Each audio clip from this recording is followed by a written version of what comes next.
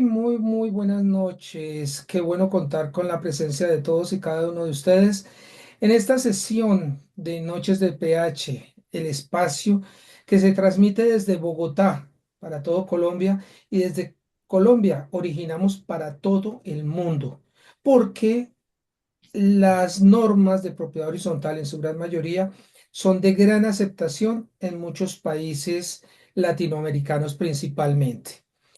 Eh, en la noche de hoy vamos a continuar con una especie de ciclo de conferencias que se han venido realizando con el tema de nuestras espectaculares asambleas. Asambleas que se realizan periódicamente en nuestras copropiedades y que nos causan muchos dolores de cabeza, muchos problemas porque, bueno, se presentan situaciones que en todos nosotros quisiéramos que no se vivieran, que se realizaran de la mejor manera posible y que por eso tenemos que conocerlas, tenemos que saber a qué se hace referencia cuando se habla de la asamblea. Y hay algo que nos preocupa sobremanera y es algo que tiene que ver con cada uno de los asistentes, aparte del manejo del patrimonio, como lo es el manejo de los datos, de la información personal, de la información privada que tiene que manejarse en estos escenarios.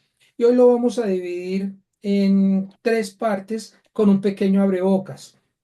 Las tres partes son el antes, el durante y el después de la asamblea, porque sé que inclusive en momentos como esos, en cada uno de estos escenarios, hay una gran preocupación por el cuidado de los datos, de la información sensible, y hay una gran parte de personas que desconocen a qué tienen derecho en esta reunión con respecto al tema de protección de datos. Y el abrebocas lo podemos ver, lo podemos recibir de parte de la doctora Carolina cuando ella nos va a hacer la aclaración muy amablemente sobre algo que nos confunde a veces y algo que necesitamos tener claridad. En oportunidades hablamos de habeas data y en otras oportunidades hablamos de protección de datos.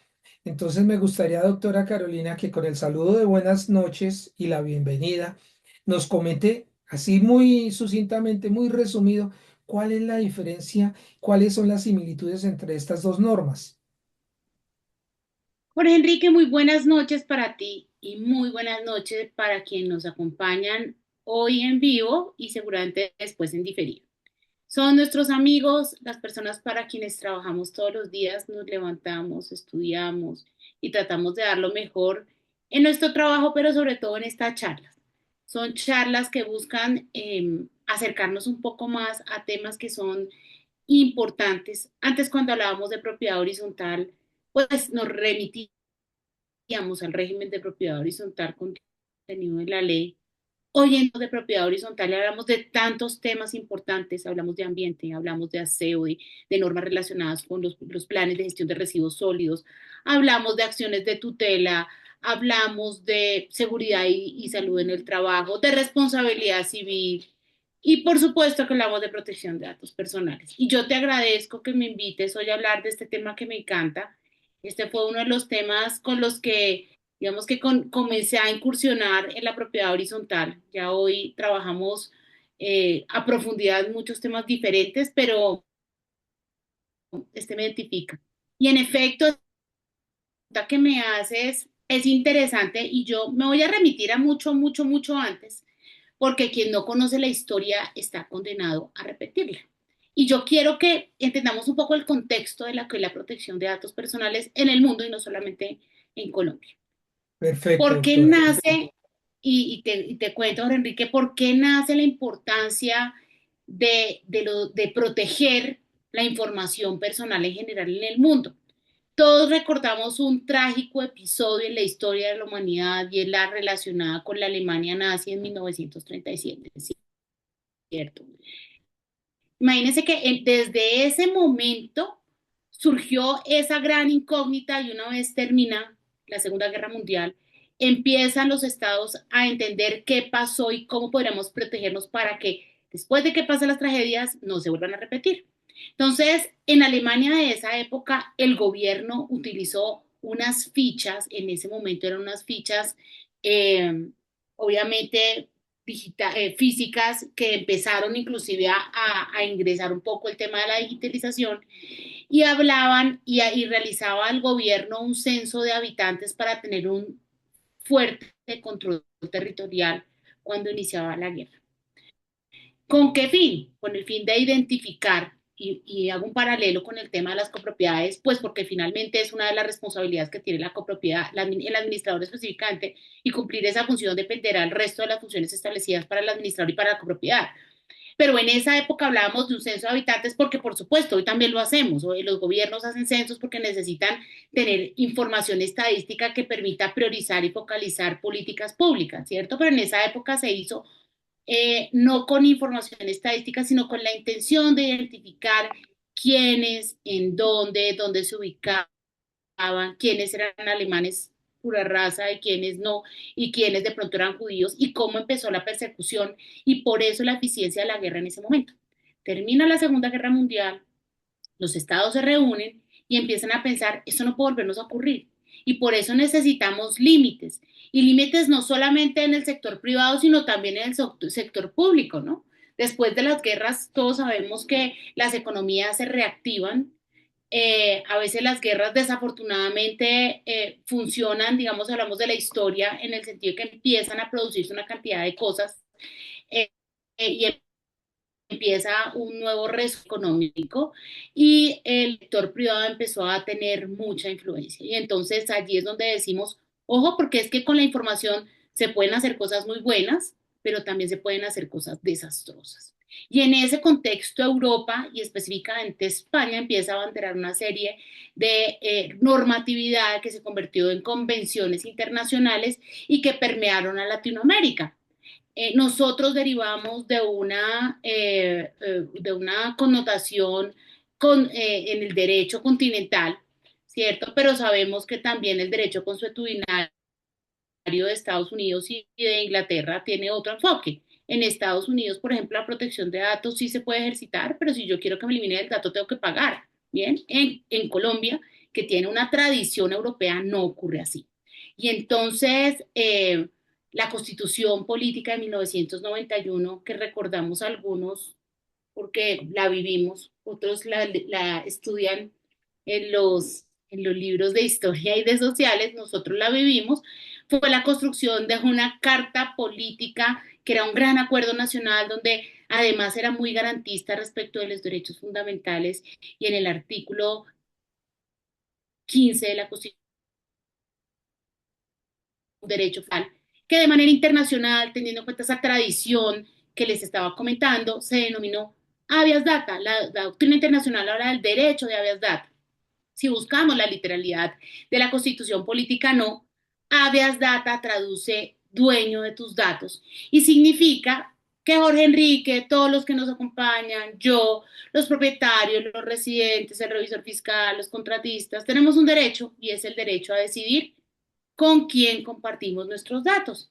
Ese derecho que es conocido como habeas data está estipulado como un derecho fundamental en la Constitución política y fue desarrollado por dos leyes estatutarias. Inicialmente, el Congreso de la República consideraba que la información financiera era fundamental. Algunos recordamos la crisis que ocurrió hacia los 2000, donde la información financiera que se recaudaba en centrales de riesgo generaba problemas para acceso a créditos, por ejemplo. Y entonces una persona quedaba debiendo 10 años, 10 pesos, nunca se enteró y resulta que iba a sacar un crédito para la vivienda y no puede acceder al crédito de la vivienda, ¿no? Que porque un reporte negativo Sí, un reporte negativo lo dejaba ahí. terminó en un... Claro, fuera de combate, es que ni siquiera para sacar en esa época un celular, que un celular era una cosa lujosa, un celular que duraba 6 horas la batería, pero era una cosa lujosa, ¿se acuerdan? Entonces, por esa razón nace la primera ley, que es la ley 1266 del 2008, que regula el tema de la data financiera. Esa ley como decimos los compatriotas de la costa donde vivía, quienes quiero muchísimo por un tiempo, dicen, esa ley no pegó. Y no pegó en propiedad horizontal básicamente porque no se habla del tema financiero en propiedad horizontal respecto a ese tema, más allá de la norma especial que es la ley 675, que nos habla del libro de propietarios y residentes, porque inicialmente, cuando salió la norma, algunas copropiedades hicieron contratos con centrales de riesgo para reportar, y resulta que la norma exige que el moroso, que en el momento no es moroso, autorice ese reporte. Y con la nefasta experiencia que muchos han tenido en bancos, en acceso a servicios públicos como telefonía móvil, etcétera, etcétera, pues nadie va a autorizar que si entraba en mora lo reportaran. Entonces, por eso, específicamente la aplicación de la ley 1266 del 2015 no pegó respecto de esa posibilidad de utilizar centrales de riesgo para reportar morosos. Además, la norma especial nos da un abanico suficiente y necesario y un poco más doméstico para poder utilizar herramientas disuasivas para evitar la mora. Bien. Es allí donde el Congreso vuelve y piensa y dice, venga, pero es que en la actualidad estamos hablando de que los datos son el petróleo de ahora. Y la pandemia, eso fue el boom. ¿Cuántos emprendimientos se sostuvieron y mantuvieron porque tenían segmentada población y necesidades y podían llegar de manera domiciliaria a atender tantos bienes y servicios que requeríamos y demandábamos y que no podíamos salir? Entonces, allí generó otra importante reglamentación, que fue mucho antes de la pandemia, pero que se consolidó, que la ley 1581 del 2015. Ahí fue que empezamos a verle realmente toda la utilidad. Y en propiedad horizontal, pues con más razón, porque descubrimos que existían asambleas por comunicación escrita, descubrimos que habían asambleas no presenciales, porque realmente antes nadie hacía una asamblea no presencial.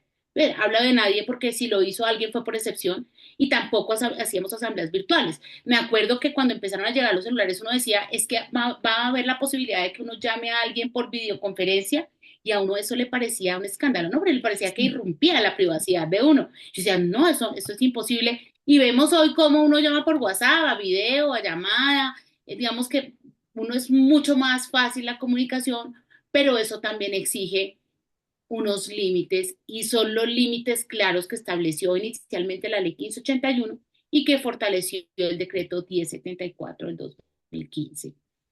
Eh, sí, bien. Eso era como lo que quería como comenzar, como para Como darle el abrebocas y exactamente, más contextualizando allá. qué es eso. Claro, Sí. y más allá de los tecnicismos, es que el derecho no se llame a las data. No, todos sabemos que las leyes vienen sin nombre y cada artículo viene sin nombre. Y que lo que hace quien termina recopilando es poniéndole el nombre que considera, que no es el que le puso el legislador, todos sabemos que es así, pero que permite ubicarse un poco dentro de las normas y facilita el entendimiento.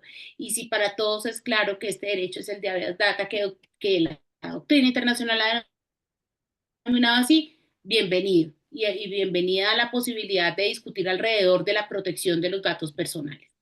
Y creo que nosotros los colombianos tenemos una característica muy particular, que es que bautizamos las leyes. Normalmente las leyes son la 1581 que habla de tal cosa, pero normalmente la ley de protección de datos, o como está de moda ahorita, la ley Ángel, que ya está pendiente de la firma presidencial, pero nosotros las bautizamos, no sé por qué. Como lo mismo hicimos con la ley de propiedad horizontal, la llamamos ley de propiedad horizontal o código de comercio. El código de comercio dice esto, pero no las conocemos por el número con el que quedan radicados. Creo que esa es una particularidad bien curiosa de nosotros los colombianos. Sí, así es. Y es que los tecnicismos a veces generan una barrera, ¿no? Porque si el ingeniero me habla con todos sus tecnicismos, pues yo termino diciendo, venga, me hace un favor y me traduce. Pero si el ingeniero hace un esfuerzo por explicarme las cosas, que todas las podamos entender, digo, qué buen expositor, qué buen programa, qué buen video, porque logré entender independientemente de la formación o no Sí, así es. incluyente. Es incluyente. Y la labor que tenemos todos los que conocemos, estudiamos, hemos profundizado más en algún tema, es esa labor de poder difundir, porque el conocimiento no es para guardarlo en un cajón y presumir, sino para poderlo compartir. Y por eso es que yo siempre destaco la labor que tú particularmente haces tan rigurosamente, tan cotidianamente y con una disciplina increíble. Gracias, gracias, doctora Carolina. Y es que precisamente en mi afán de llevar el conocimiento a todo lado, el conocimiento puntual de propiedad horizontal, por lo menos a todos mis connacionales, me he puesto esa tarea, que el conocimiento, como usted lo decía anteriormente, no quede engavetado, que sea algo público, que no tenga protección de datos, como nos lo argumentan en muchas oportunidades algunas administraciones. Y hablando de administraciones y de conocimientos engavetados, ¿qué parte de la copropiedad, qué parte de la documentación, por ejemplo, se nos tiene que negar a nosotros los copropietarios? Bueno, ahí es importante porque precisamente hace un rato estábamos finiquitando un procedimiento relacionado con las peticiones, quejas y reclamos, que son procedimientos administrativos que lo que hacen es afinar nuestros conductos para evitar, por ejemplo, tutelas, y es un procedimiento que responde precisamente a eso. Y es que sí puedo entregar por un derecho de petición y que no. La regla general es que los propietarios tienen acceso a su información. Si bien el Código de Comercio, digamos que es una norma especial para los comerciantes, allí mencionan el derecho de inspección, hay un vacío al respecto de la ley 675, pero lo cierto es que todos somos propietarios, somos accionistas de los bienes comunes de una copropiedad y mi criterio es que deberíamos tener derecho a la mayor cantidad de información. Sin embargo, la ley 1755 del 2015 es muy clara en señalar que hay alguna información que sí está vedada, que tiene una reserva legal. Y dentro de esa información, en propiedad horizontal, específicamente la información financiera, la información que es protegida por la Ley de Protección de Datos Personales y toda la relacionada con hojas de vida, historias clínicas y datos de salud. Bien, eso significa que me queda una cantidad de información que yo como propietario puedo acceder. Entonces, yo tengo necesidad de acceder al registro de propietarios y residentes. Pues una cosa es que yo quiera y otra cosa es que realmente lo necesite.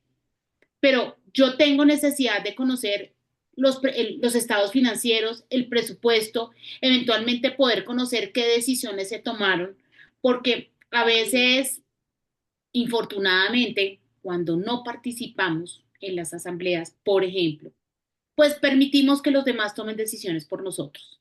Y entonces llegan y cuentan, eh, y voy a hablar de las malas prácticas que ocurren en propiedad horizontal y no de los buenos administradores que lo hacen, para evitar que de pronto eventualmente a alguien se le ocurra y cometa algún error. Entonces, hemos visto como a veces administradores dicen, no, es que a partir del 1 de enero alguna asamblea aprobó que el incremento es del IPC o que es del salario mínimo o el que sea, ¿bien?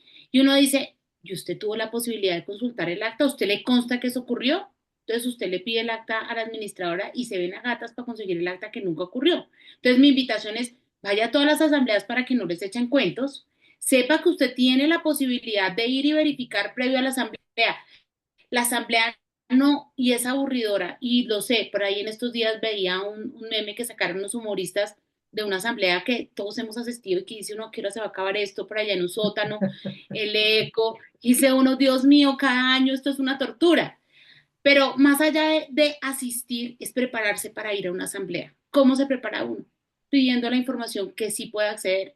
No necesito direcciones de correos electrónicos para mandar información de nada, porque el escenario es la asamblea para ir a hablar con sus copropietarios, con quienes tiene una sociedad y poder contar su punto de vista y escuchar de ellos su punto de vista y poder tomar decisiones democráticamente hablando.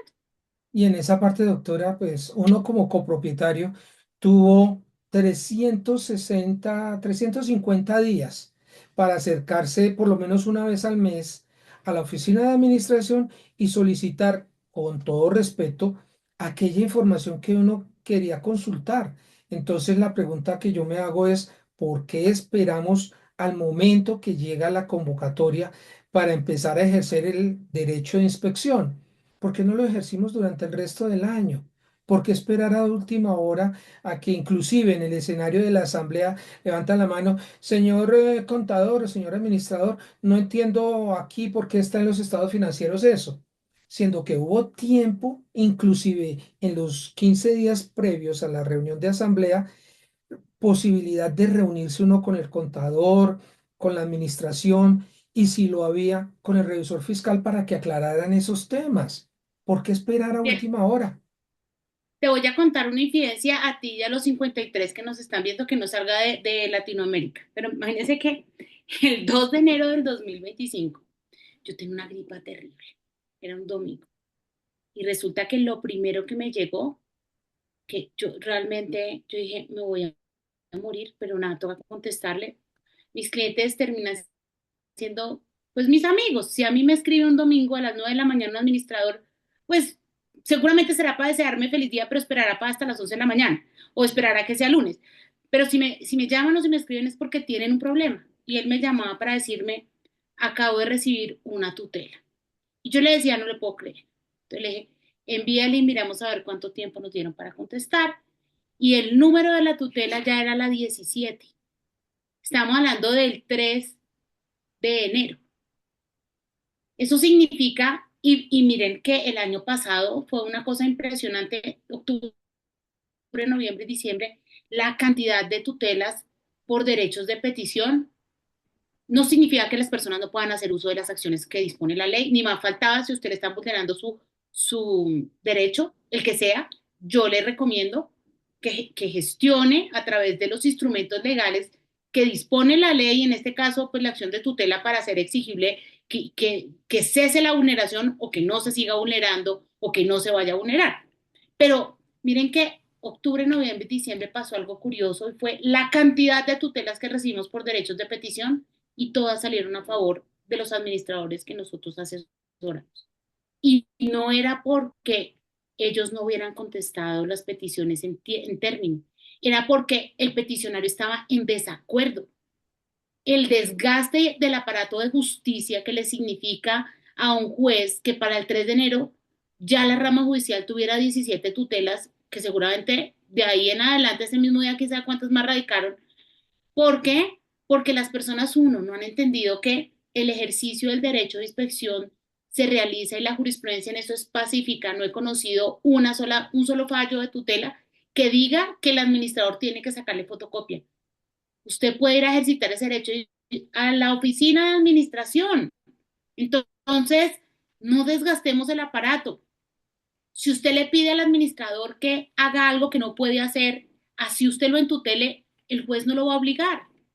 Tuvimos casos como, por ejemplo, y les cuento, digamos, vamos a salirnos un poquito, pero es que está relacionado con este tema y es, Vale, vale, eh, tranquila, hagámoslo. imagínate que el tema de los cargadores eléctricos en propiedad horizontal Sí. y entonces elevan el derecho de petición para que el administrador lo permita, cuando todos sabemos que la ley 675 en el artículo 46 y todos los reglamentos señalan que cualquier cambio, por mínimo que sea en un bien común, es una aprobación no solamente de la asamblea, sino de la asamblea con decisión favorable del 70% de los coeficientes de copropiedad y que si adicionalmente vas a afectar volumen o vas a afectar muros, techos, paredes, pues necesitas la licencia que te permita eso. Y entonces se entutelan y después de fallo en primera instancia, fallo en segunda instancia, fallan a favor, es un desgaste para el administrador, usted no logró su objetivo y si a usted le dicen que no sustentado, pues entonces mire cuál es la eficiencia. Pues vaya a la siguiente asamblea y presente la moción, porque es la asamblea, o sea, es usted y sus vecinos quienes toman la decisión, no es el administrador, no es el consejo, es la asamblea. Entonces, aquí hago este paréntesis hablando de la información, hablando de las tutelas y hablando de la importancia, digamos, de mantener esos canales de comunicación abiertos de lado y lado, no solamente la administración, de los propietarios. Escuchemos y leamos lo que realmente nos quieren contar. Bienvenido a ese paréntesis porque vale la pena conocer todo este tipo de información, que sí, es cierto, nos salimos un poquito del tema, pero no importa, porque lo que necesitamos es ilustrarnos. Y yo saliéndome también del tema, por eso era que decía que no importaba, les comento, este fin de semana pasado estuve presidiendo una asamblea, no la del conjunto residencial La Octava Maravilla del Mundo, sino otro. Y ahí tuve la oportunidad, el momento de ver efectivamente cómo una persona estaba rayando en la terquedad que tenían que dejarlo hablar para exponer su situación, cuando de por medio había un fallo de tutela en donde, resumiendo, el juez le decía: señor, eso no tiene nada que ver, no hay razón para que usted siga desgastando la máquina judicial. Por favor, quédese quietico, ya no moleste más. Y aún así, él seguía y seguía insistiendo. Gracias a Dios, el quórum se disolvió antes que él hablara y acabé la asamblea, afortunadamente aprobando todo lo que se necesitaba para esa copropiedad.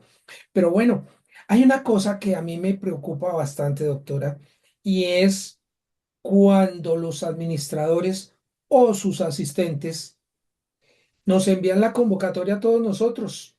El medio más fácil que tienen es el correo electrónico, pero hay oportunidades, y aquí se ha pasado en el conjunto residencial La Octava Maravilla del Mundo.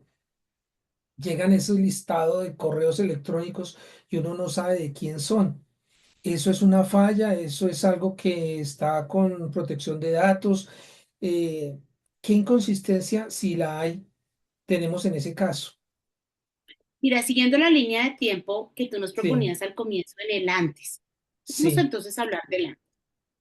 Pero el antes no son 2 meses antes de la asamblea ni un mes antes de la asamblea. Pero si lo pueden hacer un mes antes, pues entonces hagámoslo un mes antes. ¿Y por qué hago esa claridad? Casualmente, enero y febrero, esa es, esa es una, ¿cómo es que dicen? Una hondanada de administradores que nos llaman para pedirnos cotización para poder implementar la política de datos personales. La política de datos personales debe existir en todas las copropiedades. Eso ya es pacífico. El que administre bases de datos de terceros está obligado a tener una política y un manual de procedimientos. ¿qué? De eso no hay tutía. Entonces, en el antes, yo debería ya tener la política de datos, y la política de datos aquí es importante hacer una aclaración. No es un libro. Puede estar contenido en un libro, en un procedimiento escrito, pero realmente, y debe estarlo documentado, es decir, la ley me exige tener una documentación, pero me exige tener un manual de procedimientos, porque la ley incorpora un principio que es el principio de responsabilidad demostrada. ¿Qué significa eso? Que no es suficiente tener una política de datos allá en la biblioteca del conjunto, junto con los otros libros de actas y el libro de propietarios y residentes, sino que yo debo tener una política de tratamiento de datos personales, que es eso, una política. Es decir, una política significa que en esta copropiedad, política número 1, nunca se envían correos con la cuenta de correo de todos los propietarios de manera directa. Se utiliza la copia oculta. Eso es una política que está contenida en mi gran política. Y un manual de procedimientos que precisamente permite que todo lo que esté allí indicado como ítems de una política se convierte en formatos, en procesos, en procedimientos, en protocolos, en avisos de seguridad, avisos de privacidad, en aviso de correo electrónico. Son todas aquellas recomendaciones que dicen: en esta copropiedad estamos comprometidos para cumplir a rajatabla la ley. Y entonces en ese antes yo debo tener la política, que debe ser adoptada por el Consejo de Administración y no es gratuito, debe estar contenido en un acta del Consejo de Administración, porque cuando a mí me hace el requerimiento formal la Superintendencia de Industria y Comercio, porque la Superintendencia de Industria y Comercio es la autoridad de datos en Colombia a través de la Delegatura para Protección de Datos Personales. Si cualquier persona en su copropiedad dice: es que ustedes me enviaron la convocatoria a través de correos abiertos, y Públicos. resulta que en ese correo públicos alguien empezó a enviarme información que yo no quería, porque usted puso de presente, exhibió mi cuenta de correo, puede iniciar una investigación en la superintendencia. Y la superintendencia hace un requerimiento inicial. ¿Con qué fin? Obtener pruebas. Saber si la copropiedad, en este caso la empresa, la persona natural, cumple con el requisito de tener la política implementada. Y entonces dentro de ese requisito le pide a uno el documento número 1 y dice acta de aprobación de su junta de socios o consejo de administración, para el caso de las copropiedades, en la que se haya adoptado la política de tratamiento de datos personales. Ese es el primer requisito. Entonces yo voy a tener la política adoptada e implementada. Por eso es que es importante contar con un plan de trabajo. No es solamente tener los documentos ahí, sino decir, bueno, dentro de la política tengo un área de seguridad, entonces, ¿cómo estoy almacenando la información? Tengo acuerdos de confidencialidad con mis proveedores. El asistente de administración tiene su acuerdo de confidencialidad, el administrador, la firma de vigilancia que administra el circuito cerrado de televisión, el contador, el revisor fiscal, el abogado para cobro de cartera. Todos conocemos la política, estamos alineados. Mire que en pandemia curiosamente pasó que a alguien no le funcionó el negocio. No voy a hablar de la profesión, pero trabajaba por propiedad horizontal y tenía acceso a las bases de datos. Y resulta que terminó ofreciendo huevos a través de los correos electrónicos como una segunda entrada. Todos nos volvimos recursivos, pero la recursividad no puede atentar contra la norma. Esa copropiedad terminó sancionada y esa persona terminó sancionada. Si a Y mí me me, permiten el acceso, no es para usarlo con un objeto distinto para el cual yo fui contratado en la copropiedad. y me imagino que fue una sanción bien dura, porque tengo entendido que las sanciones las pecuniarias que impone perdón, sí, la Superintendencia de Sí, Industria y Comercio no son nada económicas. pues la facultad sancionatoria va hasta los 2.000 salarios mínimos legales mensuales vigentes. Es decir, que Por favor. multipliquemos 2.000 por 1.411.423.500 pesos que quedó el salario mínimo este año. Hagamos la cuenta. No les voy a decir mentiras. En propiedad horizontal no han impuesto una sanción de ese valor. Porque no se trata aquí de imprimir el miedo. De hecho, las charlas que nosotros dictamos están orientadas, no cumpla con la ley por la sanción, por la multa. Cumpla con la ley porque es que sus datos también están en la copropiedad donde usted trabaja. ¿A usted le gustaría, por ejemplo, que en un futuro el próximo administrador cogiera su hoja de vida y se la pasara en una asamblea a todos los propietarios? ¿No es cierto? Ni de Y esa es una riesgos. información que tiene reserva legal. Entonces la pregunta es, si yo tengo una política implementada, eso no va a pasar. Esté yo en la copropiedad o no esté, porque las personas son conscientes de qué se puede hacer y qué no se puede hacer. Entonces, puede que no lo multen, puede que sí lo multen, puede que la multa sea gravosa. Eso a mí no da un poco el impacto que tiene el haber vulnerado la ley, seguramente no. Y eso que estamos hablando de una hoja de vida, que son datos medianamente públicos, porque uno, digamos que tiene su hoja de vida, porque uno decide entregarla. Pero cuando estamos hablando del hijo menor de edad, que de pronto está en un video y que lo pasaron en un grupo de WhatsApp de 1.000 personas, ¿le gustaría? No. No. Entonces, esa es la invitación. En ese antes, entonces, una de las funciones del administrador que se encuentra en el artículo 51, numeral segundo de la ley 675, es mantener actualizados los libros. Y dentro de esos libros dice el registro de propietarios y residentes. Entonces, ese está en el antes. Yo voy a tener información veraz, completa, actualizada, comprobable, comprensible, y además debe autorizar el dueño de su dato que quiere recibir las comunicaciones por correo electrónico, que le parece el medio más idóneo. Si ustedes me preguntan, a mí me gusta recibir por correo electrónico y no que impriman 500 hojas de papel que tienen un impacto al medio ambiente, pero deben solicitar la autorización. Entonces, el registro sí, pero con una autorización para el tratamiento de datos personales, que debe ser una autorización previa, expresa e informal. Previa significa que yo otorgo la autorización a más tardar en el mismo momento en que entrego los datos. Expresa en un documento físico digital con el que yo le pueda probar a la SIC o al mismo propietario que él me entregó la autorización.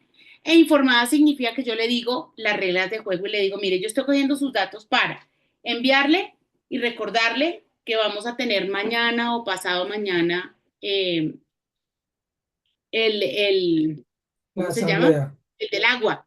El Vamos a tener racionamiento. racionamiento.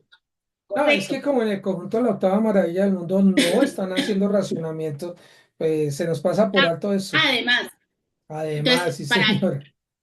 para informar eso, para informarle que tenemos asamblea, para informarle X o Y situación de la copropiedad que es de su interés. Pero las finalidades deben ser muy explícitas. Claras. ¿Para qué? No para que me venda huevos el profesional que trabaja con la administración. No, es para unas cosas relacionadas con la propiedad horizontal y están muy expresas, no con sorpresas. Eso me exige la norma. Entonces, eso debería tener yo en el antes. Cuando envío la convocatoria, la envío con copia oculta, tengo las autorizaciones, además porque muy pocos reglamentos que son los creados después de la ley y sobre todo después de la pandemia, tienen incorporada que la citación se puede enviar por correo electrónico, pero normalmente, ¿qué dicen los reglamentos? Enviar la citación a la última Última dirección dirección. de residencia registrada. Y nadie vive en un sitio virtual, no vivimos en los correos electrónicos. ¿Podría eventualmente alguien alegar que hay un vicio de legalidad por falta de la formalidad de la notificación y prosperar una impugnación de actos de asamblea? Podría. Es importante que aquí autoricemos que la última dirección registrada es en nuestro correo electrónico. Sí, considero que por curarnos en salud, algún juez que se ajuste mucho a la norma, que de esos hay muchos, podría considerar que una violación a la vía del reglamento, porque la norma es clara cómo se debe hacer la citación y no se hizo a través de ese medio. Entonces, aquí vamos hablando de todo, propiedad horizontal, protección de datos y todos los temas, pero tiene la coherencia. Eso en el antes. No Sí. sé si tienes alguna inquietud. No, por lo menos en el antes es la falencia, la falla que más comúnmente se presenta y la que yo he podido evidenciar más a menudo, que envían Mira que esa base de datos sin copia oculta y termina uno recibiendo cualquier cantidad de información no deseada y en el caso personal me tocó empezar a tener muchísimo cuidado con mi dirección de correo electrónica que tengo registrada con la oficina de administración, porque en determinado momento comenzaron a llegarme cualquier cantidad de correos sospechosos de hackers, de posibles malware y cosas por el estilo que afortunadamente no eran nada desconocidos para mí y los pude evitar. Pero una persona inocente en esta temática cae, le roban la información y eso sí es un grave daño para uno.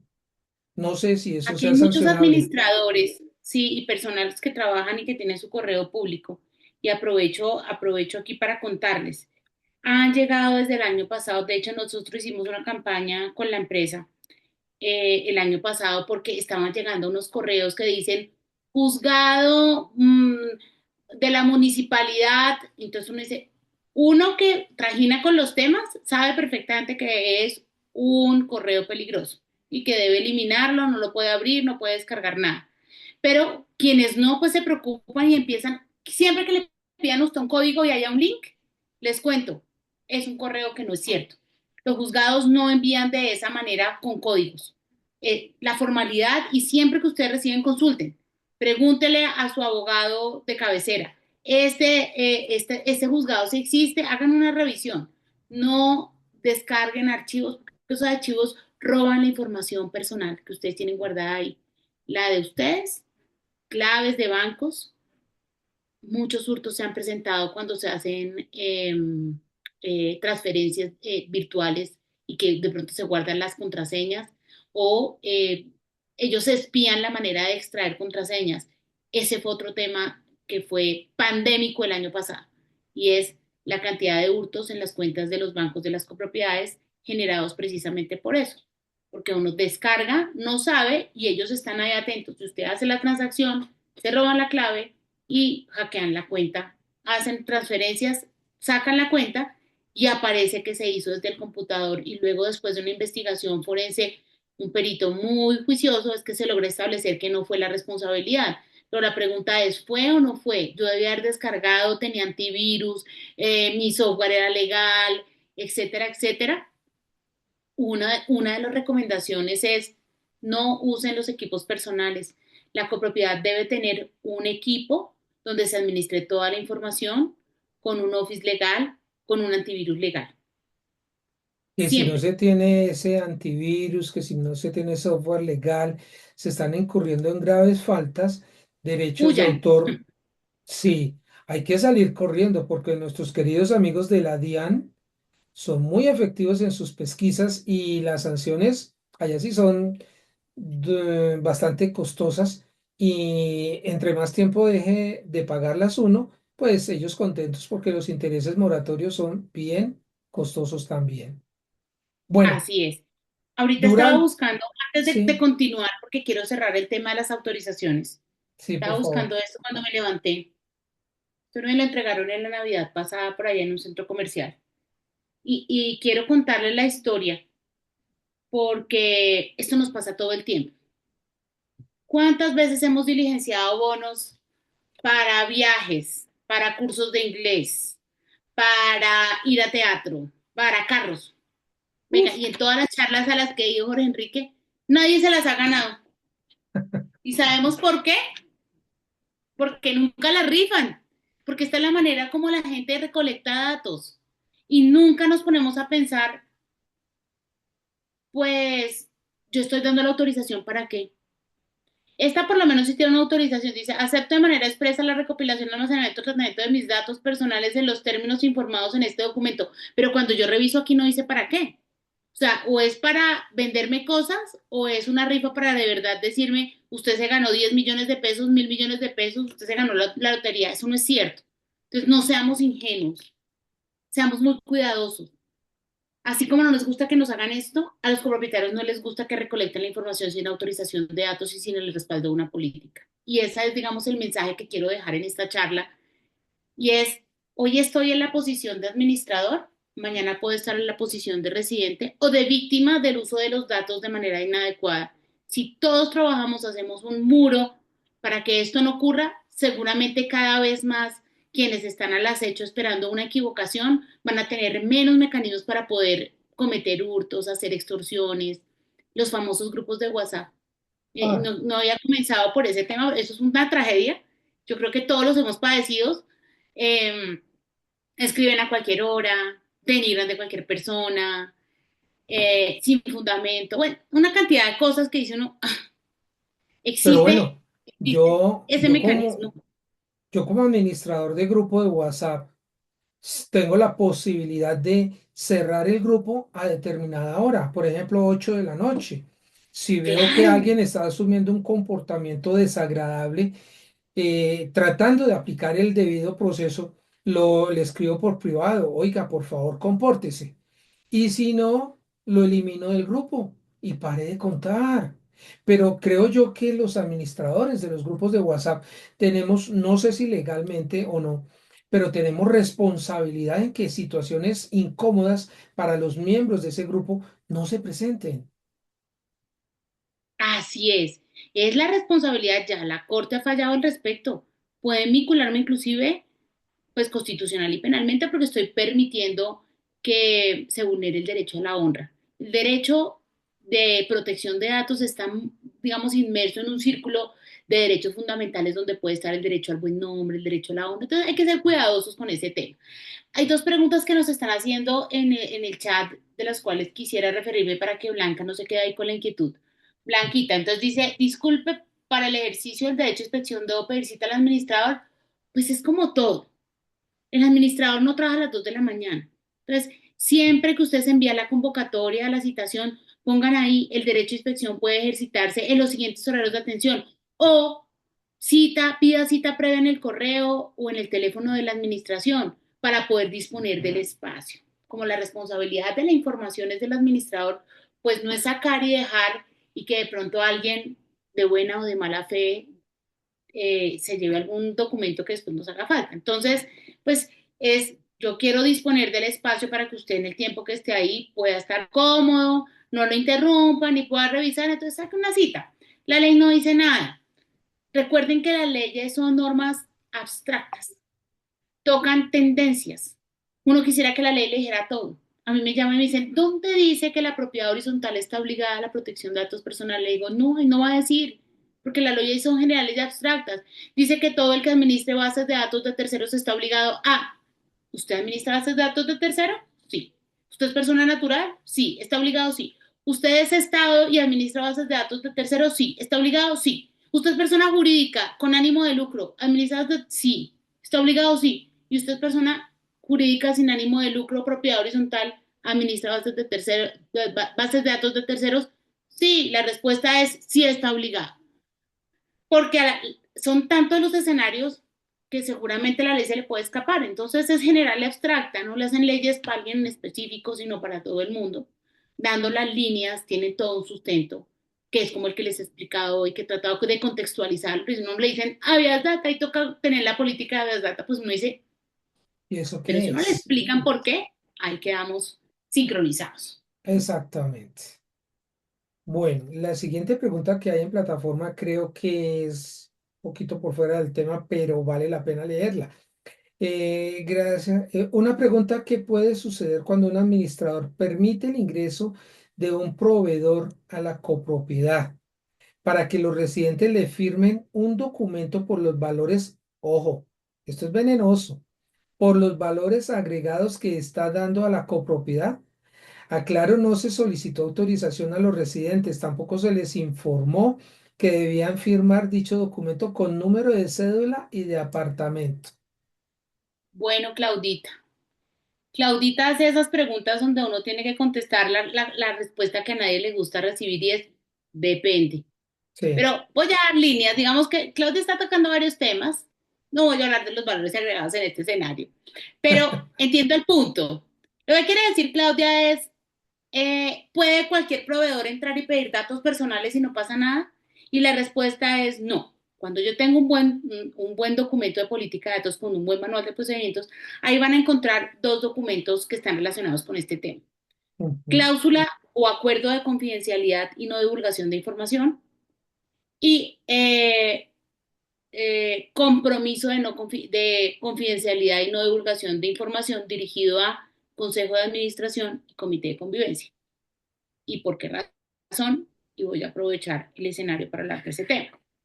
Cuando yo tengo un acuerdo, pues normalmente para que el acuerdo sea eficaz, pues hay que hacer unas cláusulas bien fuertes, dentro de esas estipular cláusulas penales, porque usted está incumpliendo una obligación. Yo tengo una relación contractual, tengo un acuerdo de voluntades con un prestador de un servicio y dentro de esas muchas obligaciones que tiene, además de cumplir el objeto del contrato, está la obligación de guardar confidencialidad de la información que tiene acceso única y exclusivamente para el cumplimiento del objeto del contrato. No podría pasarnos que yo tenga a a un todero recogiendo las bases de datos. Pues yo digo, el todero no tiene una relación con las bases de datos. Al todero es un elemento esencial dentro de la copropiedad, nos ayuda a hacer los mantenimientos correctivos menores, seguramente nos ayuda a los preventivos, nos ayuda con la jardinería. Yo no estoy demeritando el trabajo, todo el trabajo que realiza todo el personal que está al servicio de los copropietarios es esencial, porque si no, nuestra inversión se deprecia, pero eso no significa que para cumplir el objeto del contrato de servicios generales yo requiera datos personales. En ningún Sin momento. embargo, yo quiero saber en una copropiedad quién le da a uno cuenta de todo. ¿Conoce a todo el mundo? ¿Sabe cuántos carros tiene? ¿A qué hora se entra a regresar? Pues seguramente el todero, el personal de aseo y la empresa vigilante. Porque están todo el tiempo ahí. Saben más de uno de lo que uno quisiera. Entonces yo sí debería suscribir un acuerdo de confidencialidad o un contrato de confidencialidad con ese proveedor que se obliga a cumplir mis normas relacionadas con protección de datos personales, que se obliga a tener una política de datos personales y que se obliga con sus empleados a tener un acuerdo de confidencialidad y que cada uno sabe cuáles son sus responsabilidades. Y entonces, y miren que nosotros tuvimos un caso de responsabilidad civil curioso hace, que ya nos fallaron, hace unos años llegó al conjunto y el año pasado salió en apelación. Era un hurto que se presentó en un edificio en un sector muy importante de Bogotá. Eh, alguien almacenaba 2.500 millones de pesos en su apartamento. Pues uno almacena Lo que quiera. 2 millones de pesos en su entidad financiera, pues la señora almacenaba, era una señora, almacenaba ese valor en su apartamento. Y resulta que pues hubo un hurto amordazaron a los vigilantes, rompieron las chapas, robaron, hurtaron los dineros del apartamento y algunas otras cosas de valor. Dentro de la investigación penal, cuando estábamos contestando la demanda civil porque vinculó al administrador como persona natural, vinculó a la copropiedad, vinculó a la empresa de vigilancia, vinculó a la aseguradora de la copropiedad, a la aseguradora de la empresa de vigilancia. Eso será otra historia y seguramente en algún momento hablaremos de responsabilidad civil y cómo aplican las propiedades horizontales, que no es el tema, pero solamente para que sepan. Eh, cuando estábamos leyendo los interrogatorios que le hicieron a los vigilantes, resulta que había una persona, esto va a sonar chistoso para que nos riamos porque son las 7 de la noche, es la hora de los chistes. Imagínense que había una persona que iba y les ofrecía Viagra a los vigilantes a cambio de información. ¿Información de quiénes? De De los los propietarios. residentes, claro. Claro. Entonces, si yo a usted tengo capacitado el personal y le digo, es que recuerde que usted se puede ir a la cárcel porque es que en Colombia está prohibido entregar información del tercero sin autorización y más si se comete un hurto. Usted puede estar vinculado en ese proceso.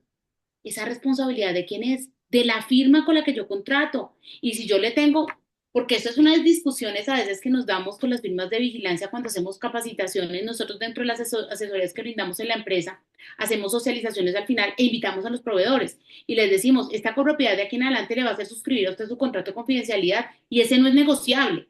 Y no es negociable porque aquí no estamos cubriendo al administrador, sino estamos cubriendo a toda la información a la que usted tiene acceso.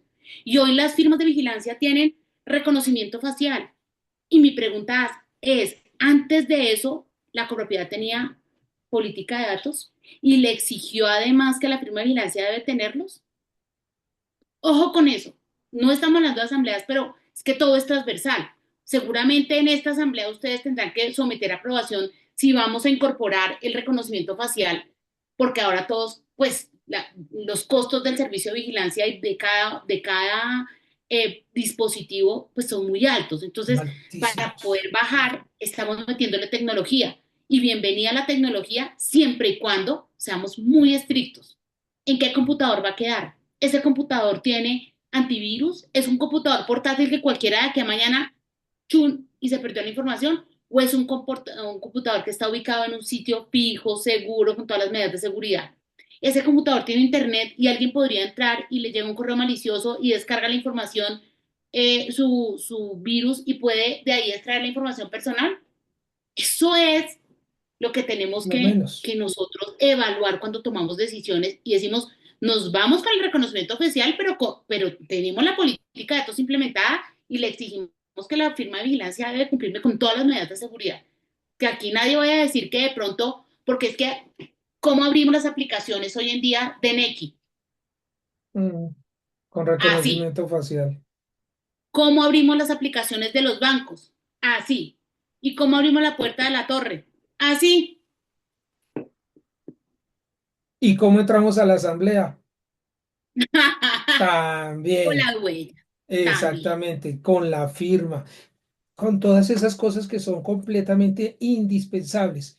Bueno, y estando ya ahí en el escenario de la asamblea, ¿qué pasa cuando se está utilizando la tecnología que usted mencionaba anteriormente, doctora?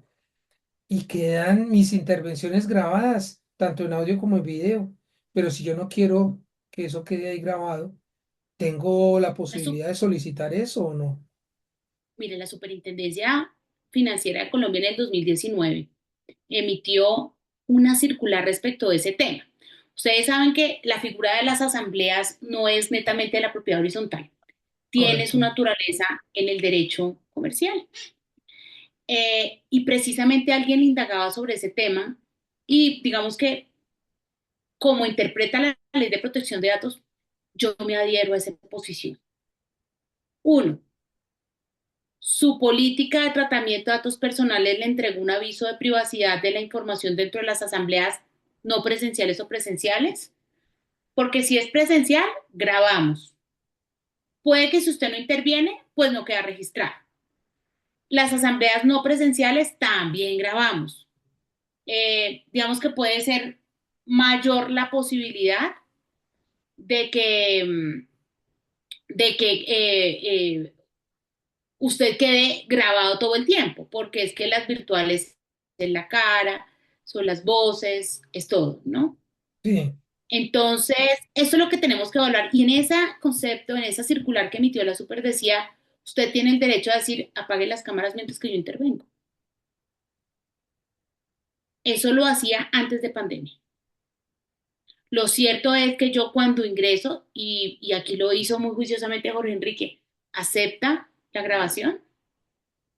Cuando nosotros iniciamos la sesión y Jorge Enrique nos dijo, voy a grabar, aquí nos salió una pantalla, una posibilidad de decir, no acepto, o si no acepto, pues no me graban y queda por fuera la grabación. Eso debe claro. ocurrir también en las asambleas. Pedir la autorización. Blindémonos en ese sentido. Y eso se tiene que hacer en el mismo instante, inclusive me atrevo a decir que antes de instalar la asamblea por parte del administrador. El administrador debe decir previamente, señores copropietarios, para efectos de soporte del acta, esta reunión será grabada tanto en audio como en video. Por favor, la persona que no esté de acuerdo, acérquese y me lo manifiesta. Y Correcto. comenzar la grabación y listo. La persona que no quiso salir en cámara se acercó, dijo y listo, pasará por escrito sus interrogantes, sus solicitudes y el personal de logística tendrá mucho cuidado en no grabar a esa persona, por lo menos en video. Si la persona quiere hablar, pues tocará apagar el micrófono mientras tanto, lo cual no es correcto porque puede estar haciendo unos aportes muy valiosos. Y como no queda el soporte, ¿cómo hacemos ahí? Queda completamente Eh, compleja la cosa. Aunque recuerden, y en eso la ley es muy clara, el artículo 47 de la ley 675, respecto de las presenciales, es muy clara en señalar que el acta es prueba suficiente de lo que ocurrió en la asamblea. Y aquí una cuña para que estas actas no sean eternas. Nos ha pasado, mire, el lunes me enviaron un acta de un edificio de 7 apartamentos, 138 páginas. Lo divino Ciento, y lo humano. Y ciento la ley treinta y dice, ocho. ¿qué dice la ley? Dice, debe dejarse las constancias de las decisiones que se tomen, debe indicarse quiénes participaron, si lo hacen como propietarios o como apoderados, deben indicar el quórum y por supuesto que el porcentaje de la decisión que se tomó. Eh, Quien quiera dejar alguna constancia, deje la constancia, pero en ningún momento me dice que yo tengo que transcribir todo lo que se dice.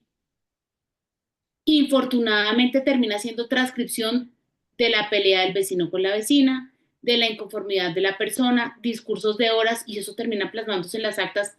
Y es que recuerden que las actas tienen la función de poder probar las decisiones porque el proceso de impugnación de actos de asamblea no se hace sobre las intervenciones, se hace Sí, sobre las decisiones. Son los exacto. actos los que se imputan. ¿Y cuáles son los actos? Las decisiones que se toman. Entonces, pues no tiene sentido toda una discusión alrededor de todo lo que pasó cuando realmente las constancias son lo importante dentro de un acta. Es una invitación a que no seamos poco prácticos, que realmente coste lo que es importante, lo que dentro de 20 años yo tengo que saber de lo que pasó en una copropiedad. Yo no necesito saber que no recogen las heces de los perros, que no, a menos que se vaya a sancionar a esa persona por parte de la asamblea, pues todo eso es un cartel de agravios, pero que no tiene un efecto jurídico, que lo que busca el acta es eso, hacer exigibles, que no quede duda cuál fue el presupuesto, que no quede duda cuál fue la cuota de administración, que no quede duda cuáles son los integrantes del consejo de administración. Y a veces se esfuerzan tanto por transcribir todo lo que ocurrió que se les olvida lo importante o que queda flojo lo importante. Perfecto.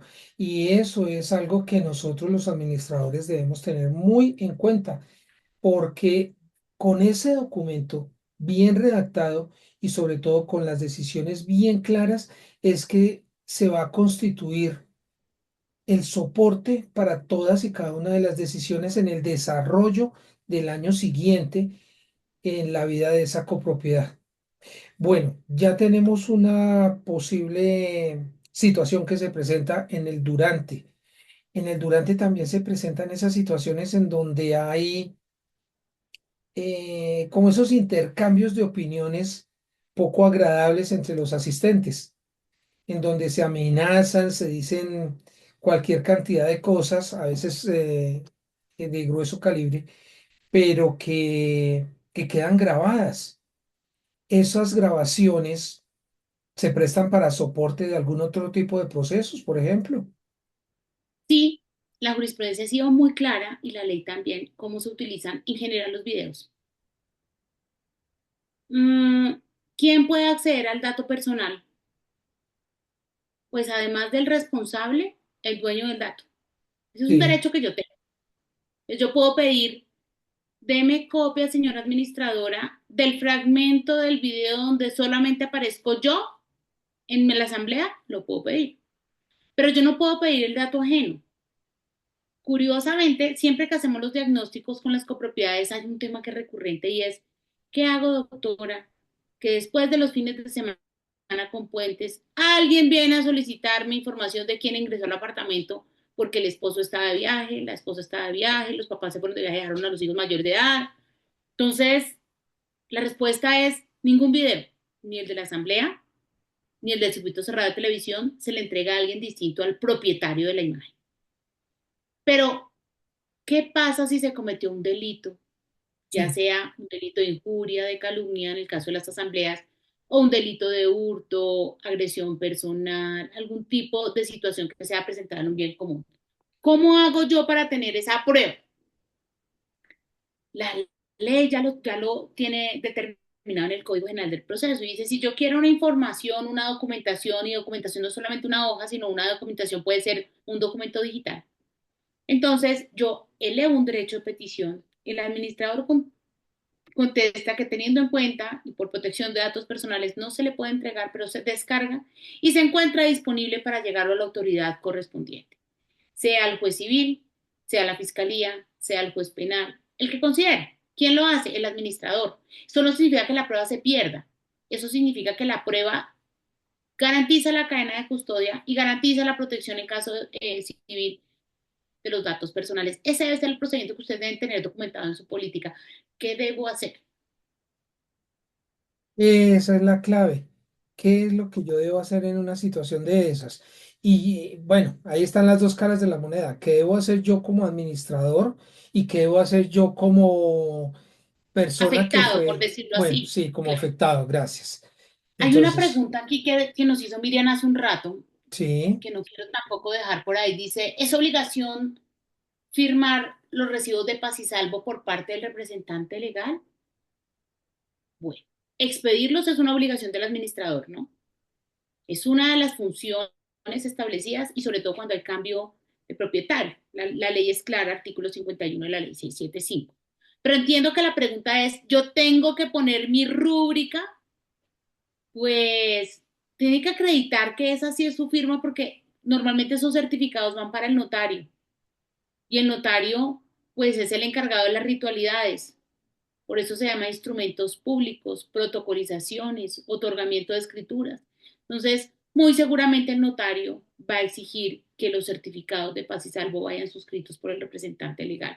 Porque si no, cualquiera podría sacar un papel y decir que lo firmó Pepita Pérez, la representante legal del edificio Costa Azul, y entonces eh, hay una suplantación de la identidad y se pueden tomar. Y es que la implicación y la razón por la cual la ley señala esa función es porque recuerden que si no se deja la expresa constancia en la escritura, el que compra asume la responsabilidad de las obligaciones pecuniarias que tenía ese inmueble. Entonces, no es un tema menor. Entiendo la incomodidad que puede generar que la firma de uno esté por ahí, pero entonces tengan una firma para sus temas personales y tengan una firma para sus temas laborales, de manera que uno no se sienta que de pronto se puede utilizar su rúbrica de alguna manera, pero eventualmente ese puede ser un requisito que exija un notario, porque ese es el sentido de las certificaciones de los pasisalos. Esa es la razón. y que la Buenas noches. firma ¿Un propietario puede venir y revisar poderes entregados en la asamblea? María del Pilar Tobar. Tobar Bueno, un propietario Mancilla. puede venir y revisar. Bueno, a ver, María del Pilar, pues los poderes hacen parte del acta de la asamblea, es uno de los requisitos. Entonces, saquemos intervenciones y metamos poderes. Y tampoco es un tema menor, porque es que básicamente los actos de asamblea son susceptibles de ser revocados por dos razones. Y dentro de esas dos razones cae la mayor parte de las cosas. Uno, por errores que se hayan cometido en la convocatoria.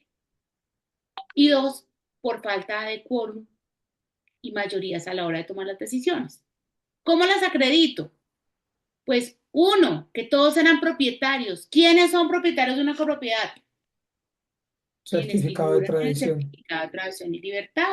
El Código Civil es muy claro, es la única manera. Este es un inmueble y los inmuebles y los muebles que son bienes sujetos a registro, pues deben tener en su certificado de tradición y libertad ese derecho de dominio que está contenido allí. Entonces, para el tema de vehículos y para el tema de inmuebles, por eso debe estar ahí, es la manera de poder acreditar. Entonces, si toman decisiones los papás de los propietarios, las esposas de los propietarios, los hijos de los propietarios, ¿podría haber impugnación de asamblea? Pues claro, porque es la asamblea general de Oh, copropietarios. propietario. Y entonces dice, claro, pero es que estaba en calidad de apoderado. Ah, muy bien, déjeme ver el Muestra poder. soporte. Por esa razón es que debe estar el poder allí. ¿Eso significa que dentro de las actas como anexos deben estar los poderes? Sí, la norma lo exige, artículo 47 de la ley 675, es uno de los requisitos. Perfecto, doctora. Bueno, después de todo esto, ya hemos visto cómo se ha desarrollado la asamblea, cómo se ha visto manejada, que hay algunas cosas que sí, que hay algo, otras cosas que no, están enmarcadas dentro de la protección de datos. ¿Qué pasa si al terminar la reunión de la asamblea, en el documento soporte, el acta, queda consignado que fulanito de tal hizo tal o cual pilatuna y se le acusa puntualmente con nombre, con cédula, con nombre, número de apartamento? ¿Qué pasa en esos casos? Creo yo también se estaría violando algo de la información de esa persona. Pues lo que pasa es que ahí está complejo por un tema. Y entonces vamos a hablar de otro tema de propiedad horizontal que está relacionado con protección de datos. Es que si se dan cuenta, esto es En horizontal. O todo. sea, aquí hablamos de impuestos, hablamos de sanciones, hablamos de mora, porque todo está relacionado de una u otra manera con la protección de datos. Pero miren que la ley 675 dice que nosotros podemos sancionar en una copropiedad. Sí, artículo 59, si mi memoria no me falla, dice, por las conductas establecidas en la ley y en el reglamento, debe aplicarse el debido proceso. Sí, El debido proceso significa, uno, que las conductas deben estar previamente establecidas en la ley o en el reglamento. Va a ser como las de las rifas. Vamos a rifar algo para el que me diga dónde aparece la palabra manual de convivencia en la ley 675. en la No ley existe. 675 la expresión o palabras manual de convivencia aparece en el artículo 105 literal A, Ok, del primer parágrafo. ok, bien. Que habrá de las unidades residenciales cerradas. Sí, señora. Pero cuando hablamos del debido proceso, no me dice que las contenidas en la ley, en el reglamento y en el manual de convivencia. Me dice ley y reglamento. Ese es un tema que ha sido de discusión. La mayor parte de sentencias de tutela conocidas, de las que hemos, digamos, estudiado, normalmente y han tumbado varias sanciones porque no está establecida en el reglamento. Es por eso que a veces consideran, siempre y cuando el manual de convivencia no pretenda incluir normas adicionales, yo podría tener un resumen del reglamento en un manual que lo que hace es resumirme el reglamento, pero el manual no puede reformarme el reglamento y eso creo que aquí es claro para todos, ¿cierto? Pero como me dice que debo sancionar de acuerdo con el debido proceso, el Sí, debido proceso significa que tenemos sanciones previas, que tenemos facultades establecidas para el administrador, el consejo, la asamblea y el comité de convivencia, y que cada facultad son distintas, son armónicas, son coordinadas, pero son distintas. ¿Quién puede sancionar en una copropiedad? El Consejo de Administración. La Asamblea General de... Normalmente los También, reglamentos dicen, pues, no vamos a reunirnos cada 8 días para estar sancionando a todo el mundo, toda la logística que todo implica, toda la preparación, todo. Pues deleguemos la función al Consejo de Administración, pero la delegación no significa que no pueda retomar en una asamblea. Hay casos graves que afectan a toda la comunidad, que es cada 8 días, cada 15 días, ¿puede eventualmente la asamblea tomar la decisión de conocer el caso? Sí. ¿Se le vulneran los datos? Pues no, porque está cumpliendo con su función, revisando si la conducta está encajada dentro de alguna de las conductas prohibidas, dentro de alguna de las violaciones establecidas en el reglamento de la ley y podría eventualmente emitir una sanción. Si estamos hablando en ese contexto, pues yo no podría hablar de violación de datos personales. Pero la pregunta es, ¿yo necesito exhibir el video? No, con un informe del administrador es suficiente. Hubo un caso que tuvo conocimiento de la superintendencia donde en una asamblea se publicó información personal a través de video donde parecían menores de edad y también mayores de edad, supuestamente para grave. sancionar a alguien. Entonces ahí hay una violación, porque realmente yo no necesito conocer el video. En las copropiedades todos vemos las cosas, que gritaron, que se pelearon, que todos sabemos que es innecesario exponer porque realmente, y entre otras razones, si lo fuera a hacer, las finalidades deberían decir para que se surta el debido proceso como una de las finalidades y pueda servir como prueba dentro de ese procedimiento. Entonces yo ya sé que si yo entro a un edificio, ahí está el aviso de seguridad, me dice las finalidades, recaudan mi información y si yo cometo alguna falta, en ese edificio podrían utilizar esa imagen para eso. Ya de antemano, si yo no quiero que me graben, pues yo no voy. Pero si yo ya ingreso, yo ya sé cuáles son las condiciones. ¿Eso no me exime de cumplir con la ley? No, no me exime, pero yo ya sé que esa podría ser un evento, pero no es la exhibición del dato porque sí, innecesariamente. Y que ese dato no se tiene por qué exhibir si no media una orden judicial. Y es Y única y la autorización, exclusivamente y es única y exclusivamente ante esa autoridad competente. No es que porque vino el comandante del CAI diciendo que él es el que tiene que ver eso, qué pena, usted podrá ser muy el comandante del CAI, de la estación de policía, pero con mucho gusto lo hago siempre y cuando usted me entregue la orden judicial. O si así usted es. es el interesado, el que está en esa imagen, con mucho gusto tendrá acceso a eso. ¿Por qué? Porque es el propietario del dato, así como usted lo explicaba anteriormente, doctora. Tengo que hacer una Si se claridad dan cuenta, antes de sí, hay continuar. una línea, qué No, pena, que si se dan cuenta hay una línea muy delgada, ¿no? Que a sí. veces no es tan fácil decir sí o no, es el cómo, es el cuándo, es de qué manera, es cuál es el sustento que yo tengo. Y eso quiero que quede muy claro. Estos son ejemplos que ponemos que tienen unas circunstancias particulares, pero no significa que en todas las asambleas yo pueda venir y sancionar y exponer a la persona. No, no. Bajo ciertas circunstancias yo podría hacerlo, bajo ciertas circunstancias podría hacerse. No significa que la regla sea esa, porque a veces dicen, no, es que estoy en una charla y me dijeron que lo podemos hacer, que tranquilos, no. Hay que analizar todos los componentes de qué tipo de situación estamos hablando. Es un tema de convivencia, es un tema personal, ¿ya? Que porque la persona trabaja, hace, no hace, eso que tiene que ver con la copropiedad. Pero si estamos hablando de un tema de convivencia donde realmente se falló en una norma, ¿podríamos eventualmente hacerlo? Sí, se podría. Y en eso quiero ser muy cuidadoso. Y que está plasmada la clásica respuesta. Depende. No nos gusta dar esa respuesta, pero muchas oportunidades hay que darla porque no conocemos toda la situación, conocemos solamente una cara de la moneda y nosotros como administradores tenemos que analizar ambas versiones para tratar de dar una opinión neutral. Y quiero hacer un paréntesis acá, doctora, porque lo hice de aposta, la verdad. Yo dije que en el artículo 105 de la ley 675, y qué pena, pero la ley 675 no tiene 105 artículos. De pronto en el proyecto de reforma sí llega a tener hasta 105, pero actualmente tiene solamente 87 artículos. Sí, Claudia Andrea, está en lo correcto y gracias. Sí, 87 En la artículos. jugada. Sí, tiene solamente 87 artículos al día de hoy y con eso nos enredamos. ¿Cómo será si la modifican y le adicionan más artículos? Más dolores de cabeza para nosotros.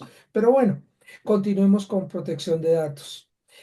Yo no Bien. quiero que me graben, yo no quiero absolutamente nada de nada.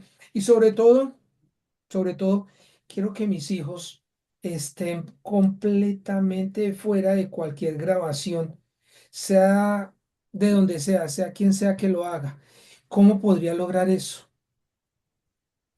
Bueno, lo primero que tengo que recordar es que el Estado colombiano señala que existe un interés superior del menor y que el Estado, la familia y la sociedad deben propender.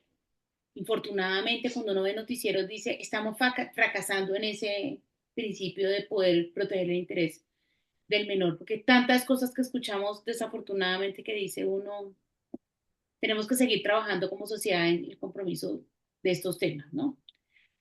Pero bien, eso significa que por regla general yo no tendría por qué tratarle datos a menores de edad. Pero entonces, ahora bien, y uno dice, ¿y entonces en los colegios cómo hacemos? Entonces dije, sí, claro, hay excepciones, por supuesto que hay excepciones. Entonces, siempre y cuando se proteja ese interés superior del menor y siempre media autorización previa, expresa e informada por parte de los padres o representantes legales, no habrá ninguna dificultad. Podemos hacerlo. Entonces, ¿qué pasa con las grabaciones? No vamos a llamarnos a mentiras. Circuito cerrado de televisión existe en En todas las todo lado. copropiedades. Eso sí. Graban a todo el mundo. Hasta en la vía pública. La pagan y pasa el mayor centros comerciales. Todo el Sí. tiempo nos están mirando. En los aeropuertos, todo el Con tiempo. mayor razón allá. Claro. Entonces, yo no puedo decir, yo no quiero que me graben a mí o a mi menor de edad, pues no vamos a llamarnos a mentiras. Vamos a reconocer la realidad como bien. Pero para eso existen herramientas y entonces existen los avisos de seguridad. Los avisos de seguridad no son camaritas. No compren esos avisos de seguridad. No cumplen con la ley. La ley es clara.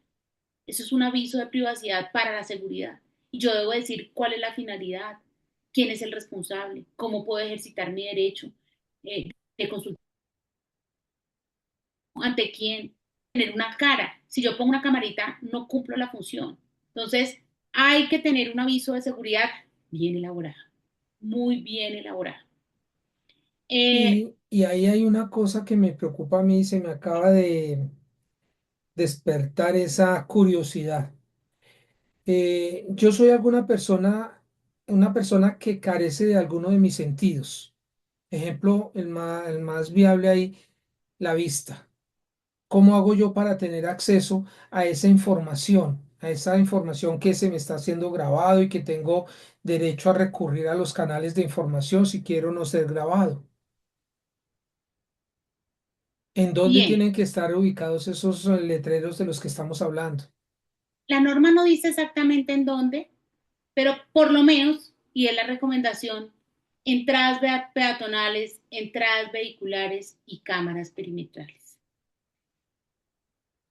Si el edificio tiene helipuerto, pues donde aterrice el helipuerto y hay una cámara, ahí debería estar el aviso de seguridad. Porque yo ingreso por unas entradas específicas y debería tener esa posibilidad de, antes de ingresar, poder decidir. Entonces, ¿ingreso o no ingreso? Allá me van a grabar, ¿lo hago o no lo hago? Si lo hago, con mi conducta inequívoca, estoy autorizando el tratamiento de los datos. Pues inequívocamente ingresé. No he visto en un centro comercial como Unicentro, que estamos hablando de uno grande, como Santa Fe, que estamos hablando de uno enorme, a los vigilantes detrás de uno, autoríceme, vengan a firmar la autorización para después informar. No, para eso existen los avisos, pero deben estar en sitios públicos. Esta es la invitación, así como en los centros comerciales. Hace poco tenía una conversación constructiva con una persona y me decía, Venga, pero es que yo fui a un sitio público y a mí me obligaron a entregar los datos y a mí no me pidieron eso. Yo no sé para qué nos complicamos. Yo le decía, pues sí, seguramente habrán personas que salen en pico y placa y no les importa y exceden los límites de velocidad y no les importa, pero eso no significa que la norma no exista. Y uno puede decidir cumplir porque somos conocedores de la ley, porque sabemos la responsabilidad que tenemos, o puede tomar la decisión de no cumplir, asumir las consecuencias legales, pero adicionalmente es que cuando yo trato mal los datos de alguien estoy jugando con la vida de una persona. Cuando ingresan a un computador y extraen la imagen del reconocimiento facial, podrían fácilmente tener acceso a mis cuentas bancarias con tanto esfuerzo que conseguimos hoy el dinero. Entonces, no es solamente por la multa, esa no puede ser la motivación. Multarnos nos multan, pero si existe una norma es para algo. ¿Por qué existe el pico y placa? Porque es ¿Por qué que en tienen que Bogotá no se darnos puede andar. garrote? ¿Por qué nos tienen que dar Porque en garrote Bogotá, para cumplir con ciertas cosas claro, elementales? No es necesario. claro, si existen las normas es porque tiene una razón de ser.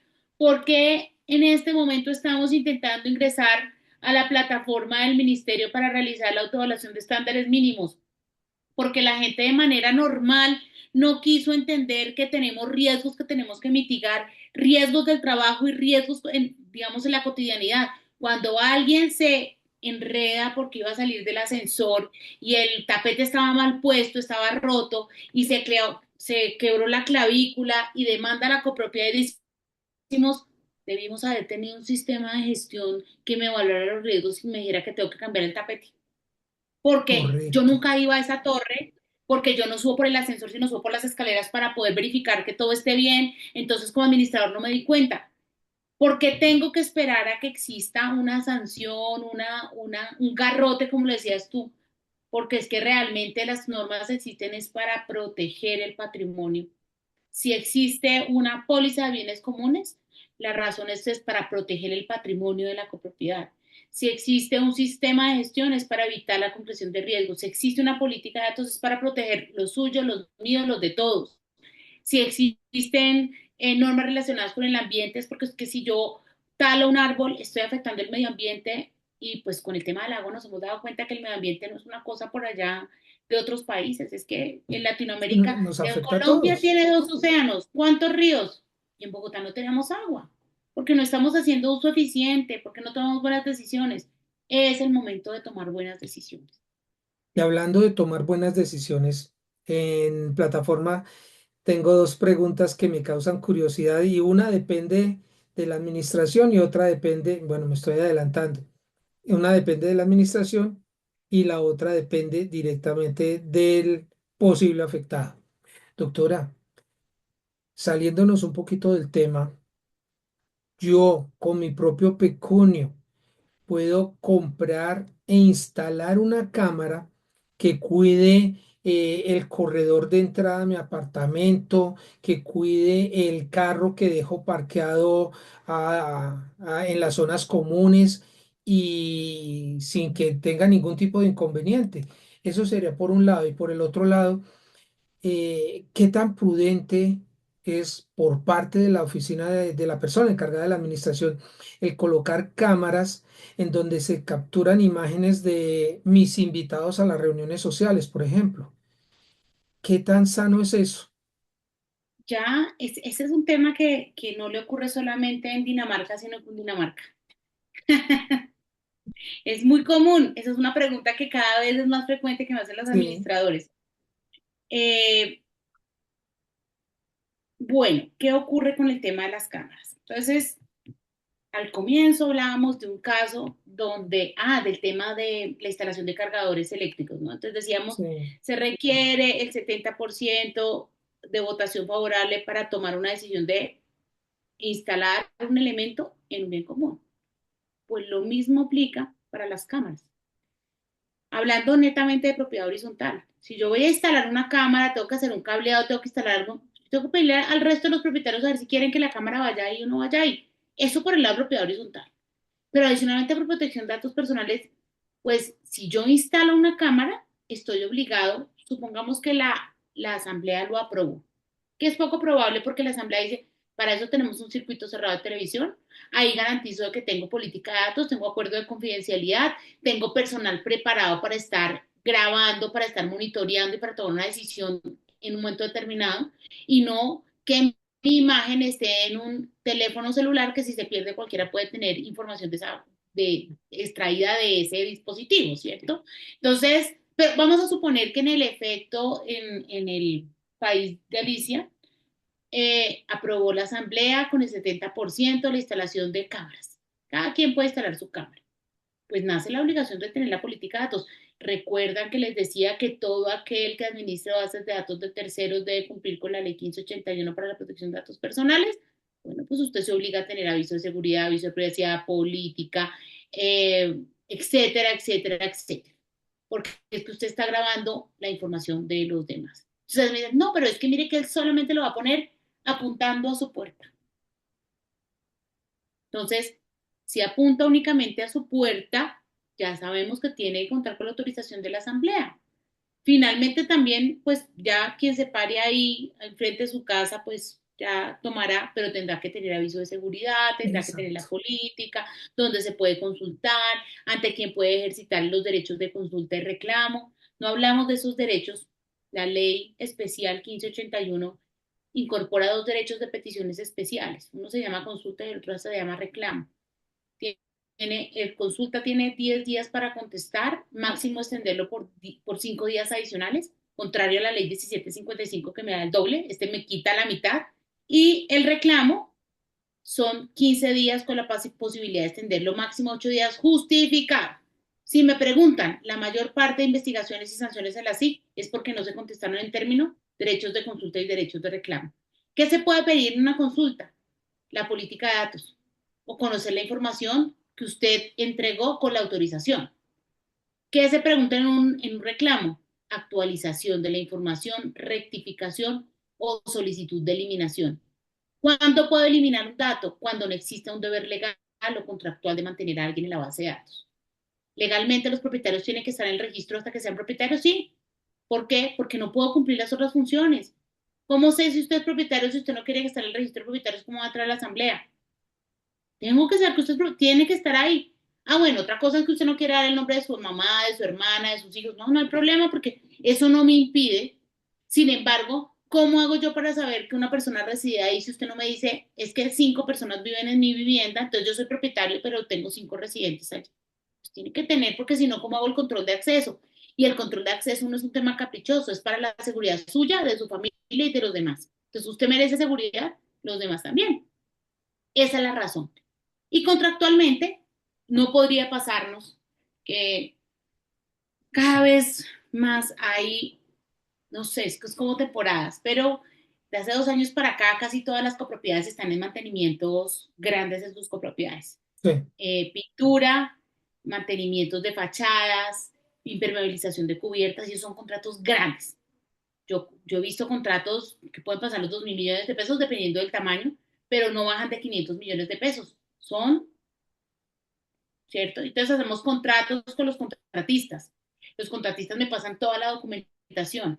Si existe la posibilidad de eliminar, y la pregunta que me hacen es, ¿y por qué un contratista no me podría decir en la mitad del contrato, después de que le entrego el anticipo?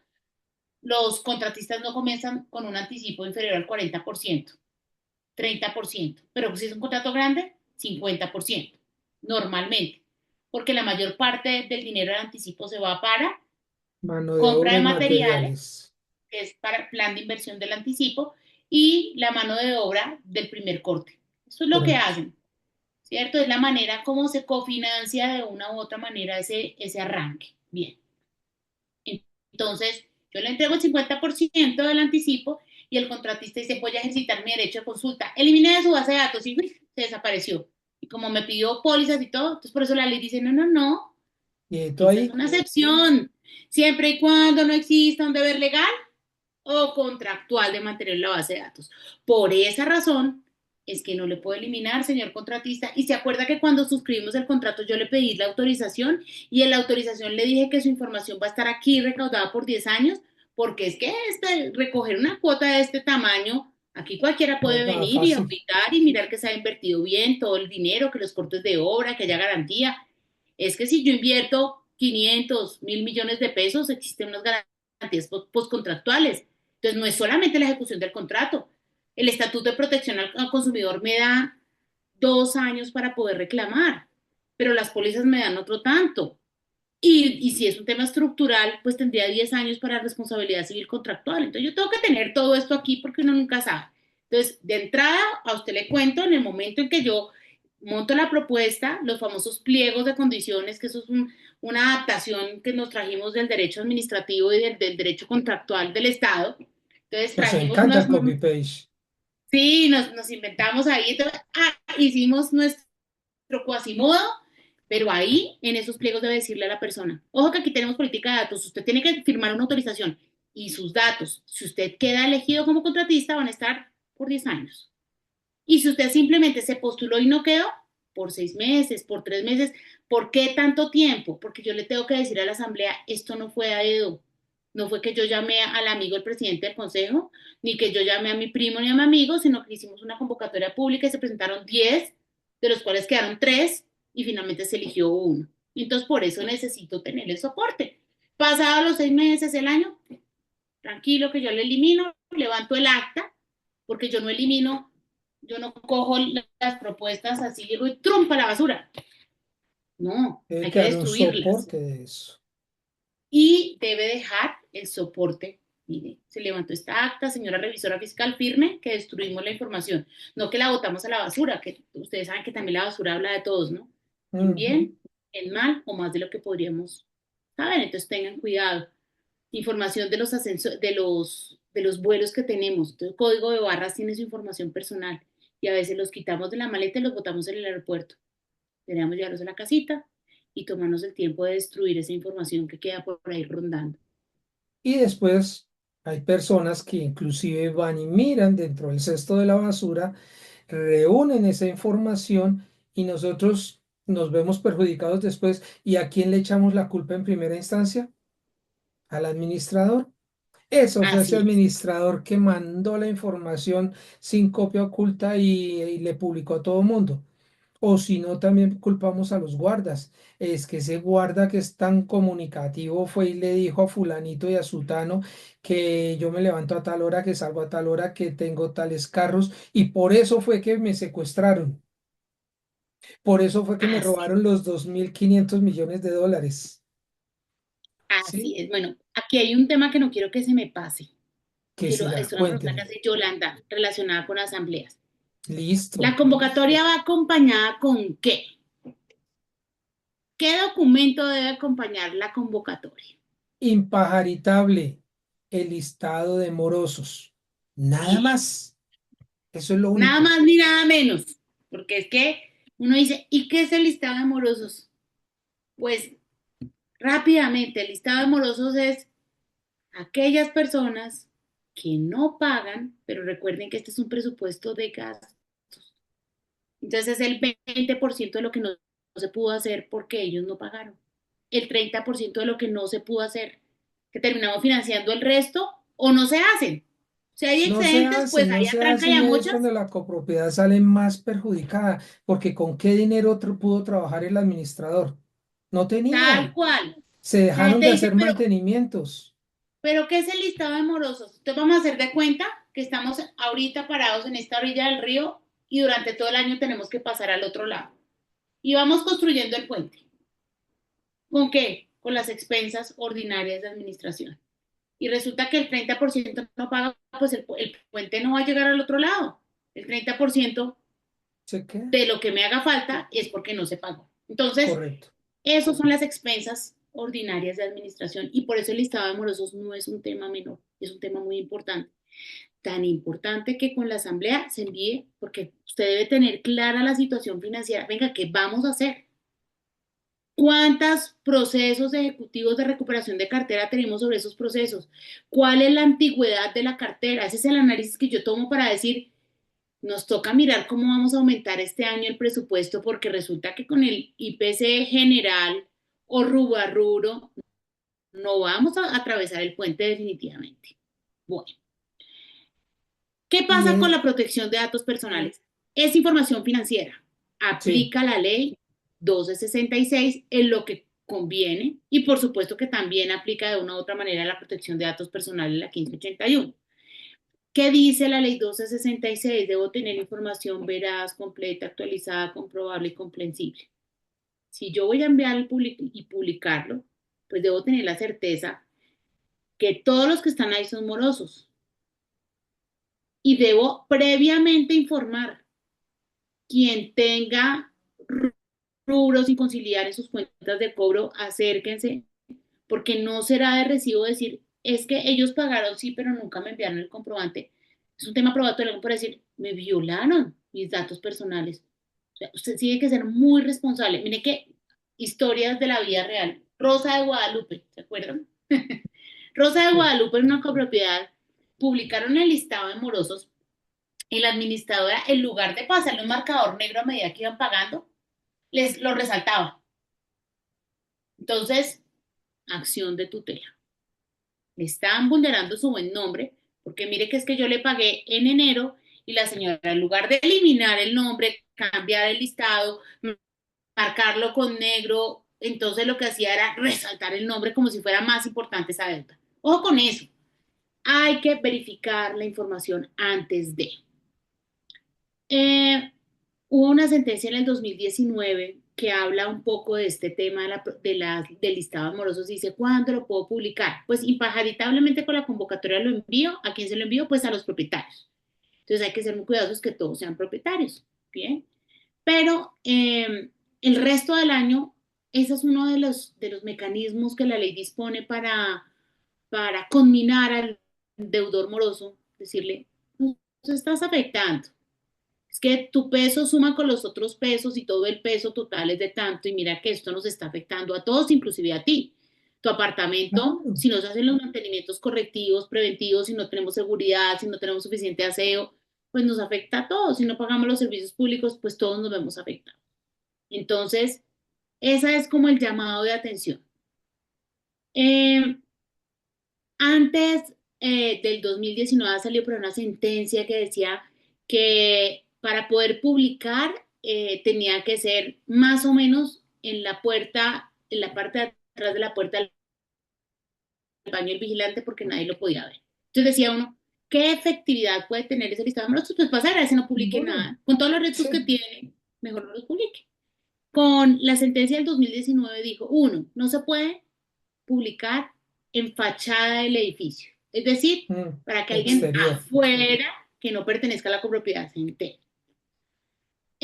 Dos, pues lo ideal es buscar sitios que sean discretos, pero digamos que no es un requisito. La información debe ser veraz y por eso mi recomendación es que antes de publicarlo se comuniquen con el deudor. Digo, usted está en el listado de morosos. Si usted se pone el día antes del lunes, pues entonces envíeme el comprobante porque el martes lo publico y ya será su responsabilidad probarme que no. Si usted paga y no me envía el comprobante, es su responsabilidad. Entonces la pelota ya no está en mi cancha, sino en la suya. Usted es el que tiene que probar. Eh, por ese lado. Y tres, hemos descubierto en las buenas prácticas, que así como decimos las prácticas que no debemos hacer las buenas prácticas, un mecanismo que están utilizando muchas copropiedades y es dejémonos la discusión de la cartelera, que si es en la oficina de administración, que si entonces no es fachada, que si es fachada. Dice, ¿y por qué no lo enviamos con todas las cuentas de cobro? Entonces las cuentas de cobro, ya sea dentro de la cuenta de cobro, como un anexo o en el correo, le dicen, mire, le envío la cuenta de cobro y además envío el listado de morosos, que es este. Entonces ahí estamos circunscribiendo únicamente a quienes les interesa esa información, propietarios y residentes. Y eso es muy sano porque a veces los propietarios, en pro de tener una buena administración de su inmueble, contratan empresas inmobiliarias para el arrendamiento de sus inmuebles, apartamentos y casas, y resulta que la inmobiliaria no paga a tiempo las cuotas de administración y el propietario sano. Entonces no pagó el primer mes, no pagó el segundo mes, se generan intereses de mora, entonces la inmobiliaria sigue sin pagar, hace abonos y resulta que usted tiene la inmobiliaria para que todo funcione perfecto y usted no sabe que sale listado de morosos. Entonces, qué bueno que le envían no solamente a la inmobiliaria, sino al propietario y al arrendatario. Entonces el arrendatario se entera y dice, mire, yo le pagué a usted cumplido, y yo, aparece el apartamento en Morosos. Mire a ver, jale las orejas allá a su mandatario que opera como inmobiliaria y que tenga una actitud responsable, profesional, para eso fue contratado, y me saque de su listado. Haga lo que tenga que hacer. Y Entonces, ¿qué hay, importa la información? y hay una base de datos muy importante que es la herramienta con la que comienza el administrador a trabajar para sus convocatorias. Está dentro del antes de, y es el libro de copropietarios, que ese libro Correcto. es muy delicado en su tenencia y en su manejo. No cualquiera, por no decir que nadie, puede tener acceso a esa información, porque ahí sí vamos a encontrar información sensible, información semi privada, información completamente privada, datos que en determinado momento pueden o no pueden ser de conocimiento público. Entonces, por favor, primero, es obligación del administrador, por ley 675, tener este libro completamente al día. Y es una herramienta que necesita. ¿Para qué? Para dirigir la convocatoria a quienes efectivamente sean los propietarios.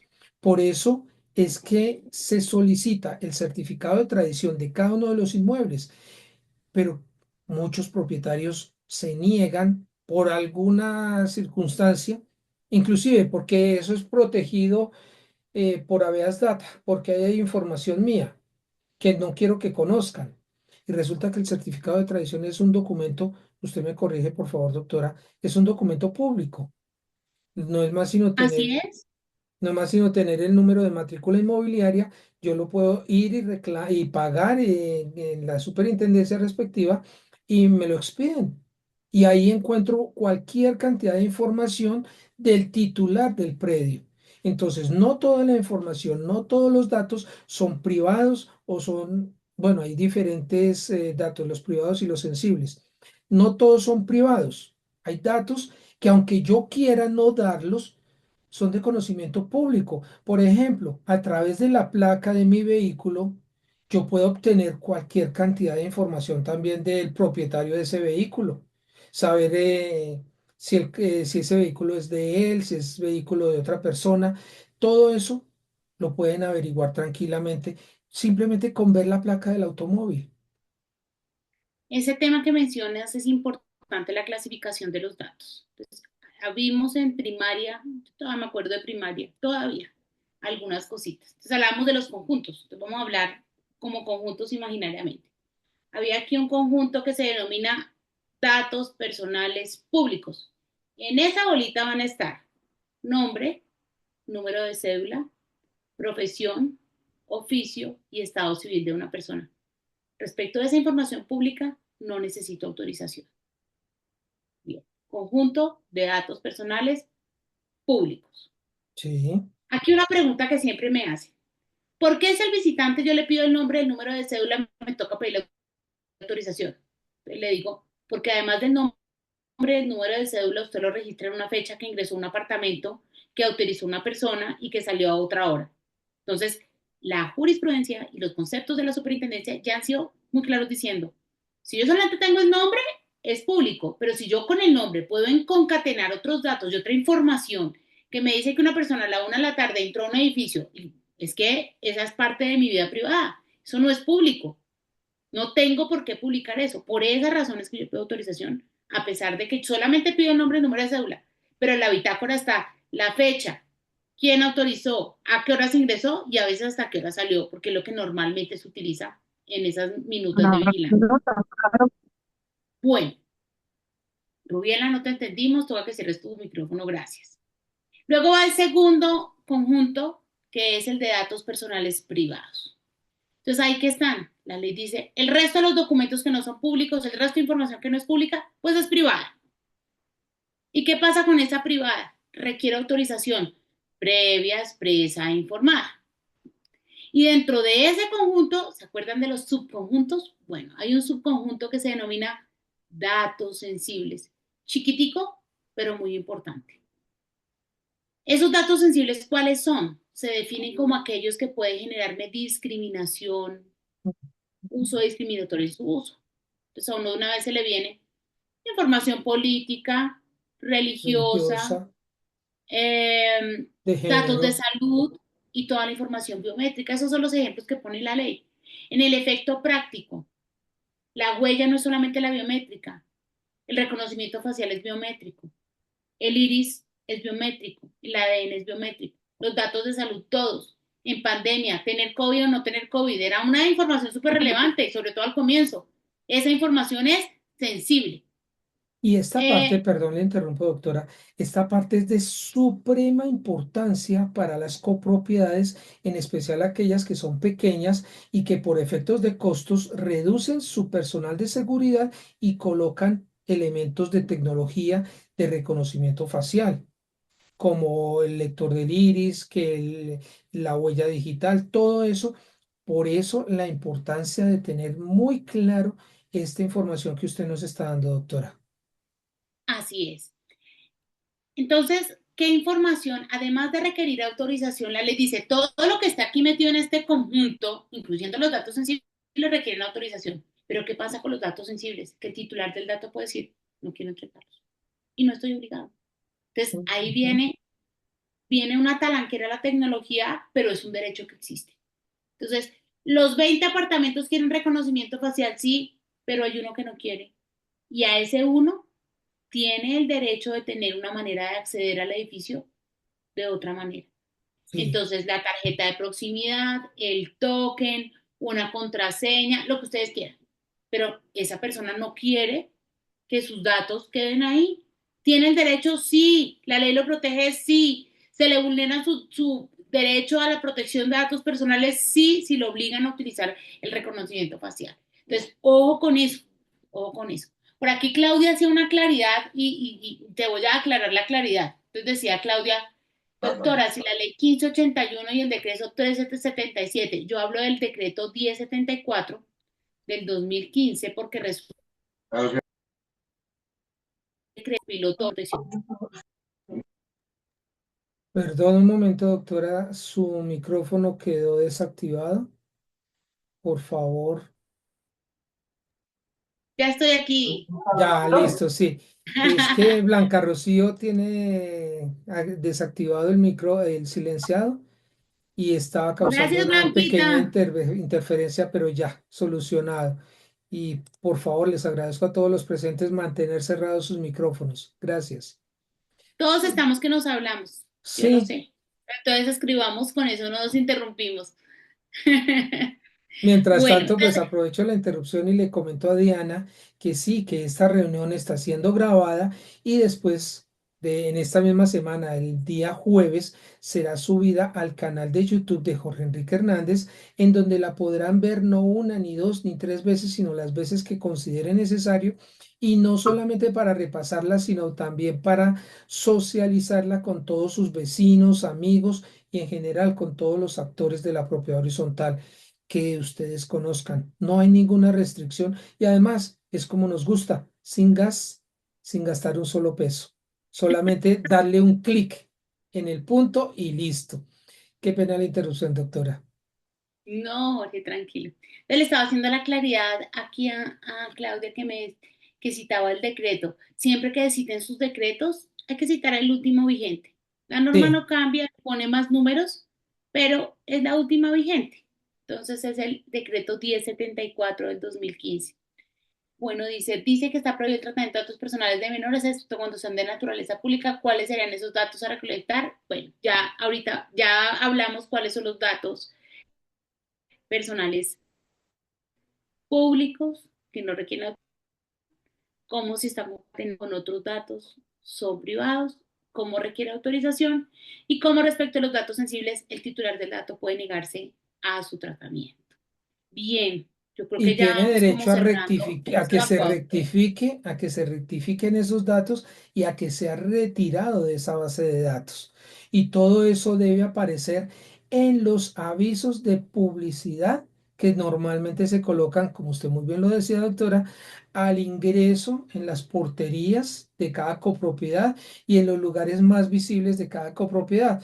Si omitimos esto, bueno, podemos vernos investigados, por lo menos investigados, por la respectiva superintendencia. Y pues si nos hallan responsables, bueno, ganaríamos una tremenda sanción. Así que por favor, a cumplir 100% con la ley de protección de datos. Y bueno, aquí María del Pilar nos está haciendo la última pregunta, creo yo, doctora. Los conjuntos ahora Bueno, tienen la modalidad de tener un celular para que los propietarios, el celular corporativo, ¿tiene alguna implicación con protección de datos? claro, las Obvio. finalidades. Claro, entonces si yo lo contacto, porque es que a veces esto es como el tema de los grupos de WhatsApp, Sí, es la imposición. ¿No les ha pasado? Si uno está tranquilo de un momento a otro en 5 grupos, y uno dice, pero yo no me quería meter a ese grupo. ¿A mí quién me así, metió? Yo ahorita menos, pero hubo una época donde uno aparecía en 5 grupos, y yo decía, pero si yo no quiero estar en el grupo. Eso debe estar dentro de las autorizaciones y las finalidades. La persona, si ustedes van a tener un grupo, que es, mi recomendación es la administración, mire, es una recomendación sabia, yo tengo mis canas, yo tengo mi experiencia, ustedes me ven joven, pero es de espíritu, yo tengo mi edad. Y les digo realmente por experiencia, como administradores no creen grupos de propiedad horizontal. Existe una función dentro del WhatsApp que se llama listados de difusión. sí, Es unidireccional. Para colegas, espectacular. Uno debe pertenecer a grupos de propiedad horizontal que ahí se entera. Pero en la copropiedad no. Ustedes abren una puerta que puede ser una puerta de Pandora.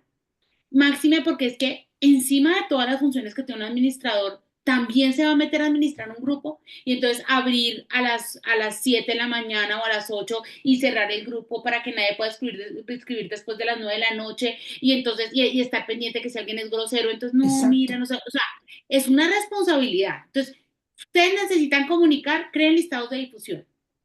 ¿Por qué razón les recomiendo los listados de difusión?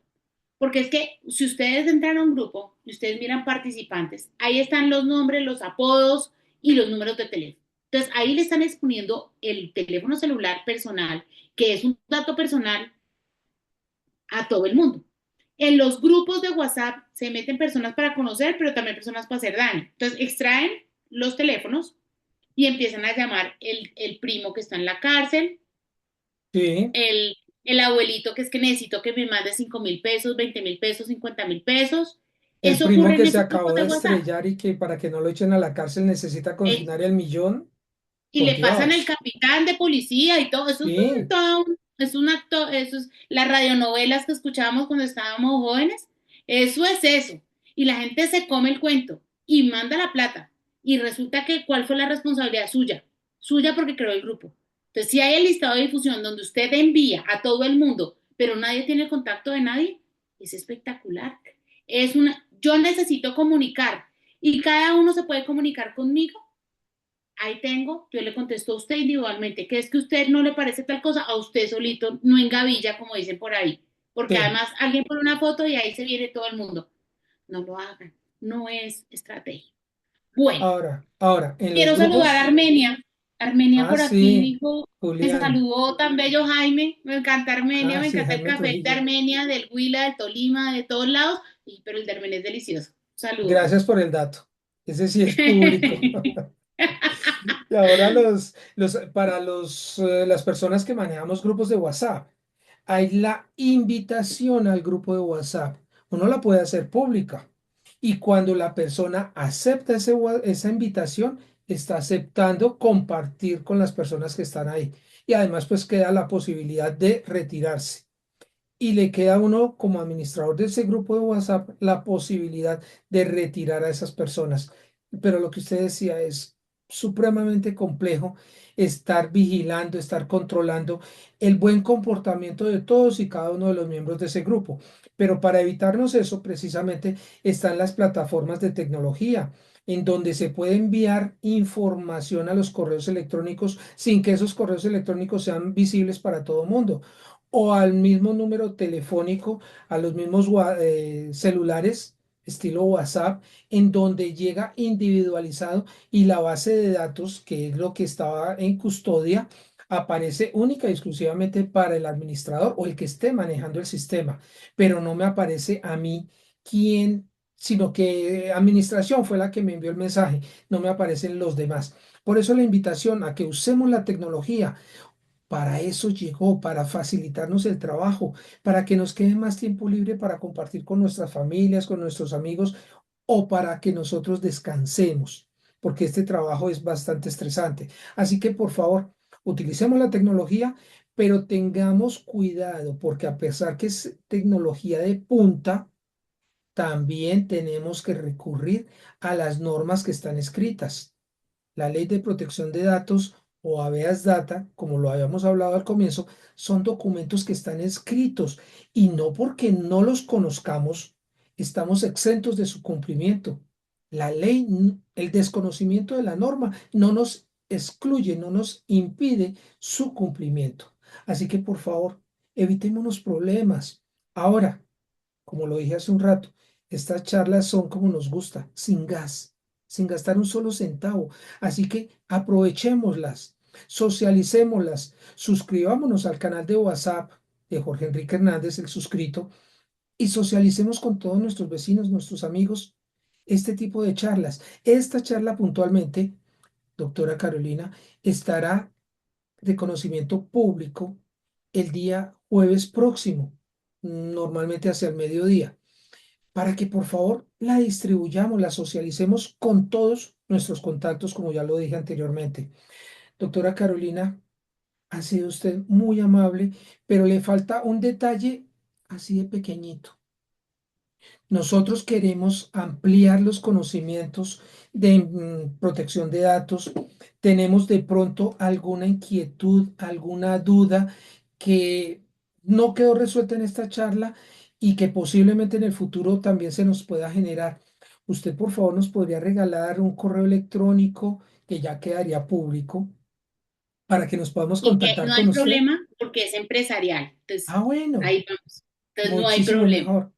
Miren, Entonces, la escuchamos, doctora. primero, Jorge Enrique, yo quiero agradecerte por este espacio. De verdad que yo pienso que los seres humanos tenemos misiones en la vida. Y estoy completamente convencida que mi misión no es quedarme con lo que yo estudio, aprendo un poquito más seguramente que ustedes, para algunas cosas ustedes me enseñan todos los días, pero esto me encanta, estar en este tipo de escenarios me fascina, lo disfruto. No hay novela, no hay programa, no hay nada distinto que reemplace la satisfacción que hay el compartir lo que uno sabe. Quiero agradecerles a cada uno de ustedes haber compartido esta tarde, esta noche de hoy, a quienes después en diferido también lo vean. Recuerden que Infante López Consultores es un amigo más, somos un equipo de profesionales que nos hemos especializado en distintos temas, que estamos disponibles para lo que requieran. En el chat dejamos nuestros datos, pero los recuerdo.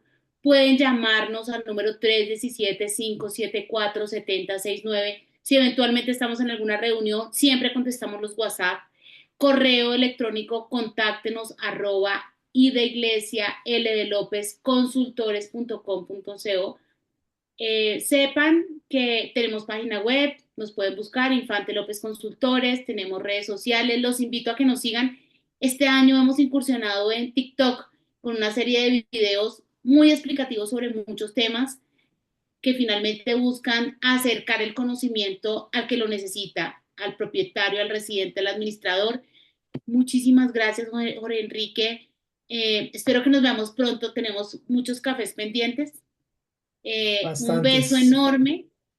Cuídense muchísimo todos. De verdad los llevo en el corazón. Que tengan feliz noche. Gracias nuevamente, doctora. Un abrazo fraternal a través de la distancia y téngalo por seguro que esos cafés no se van a quedar servidos. Y a Así todos es. ustedes, los que nos han acompañado en esta noche, muchísimas gracias. Y a los que nos están viendo en el diferido, gracias también, porque la tarea también es para ustedes. Y no se les olvide, la próxima semana en Noches de PH, más temas de propiedad horizontal que son de suma importancia para todos nosotros en Colombia. Y como se decía al comienzo, se origina en Bogotá, transmitimos para todo Colombia y desde Colombia para todo el mundo. Así que muchísimas gracias por su compañía y su participación. Hasta la próxima semana. Feliz noche. Que descanse. Dulces sueños.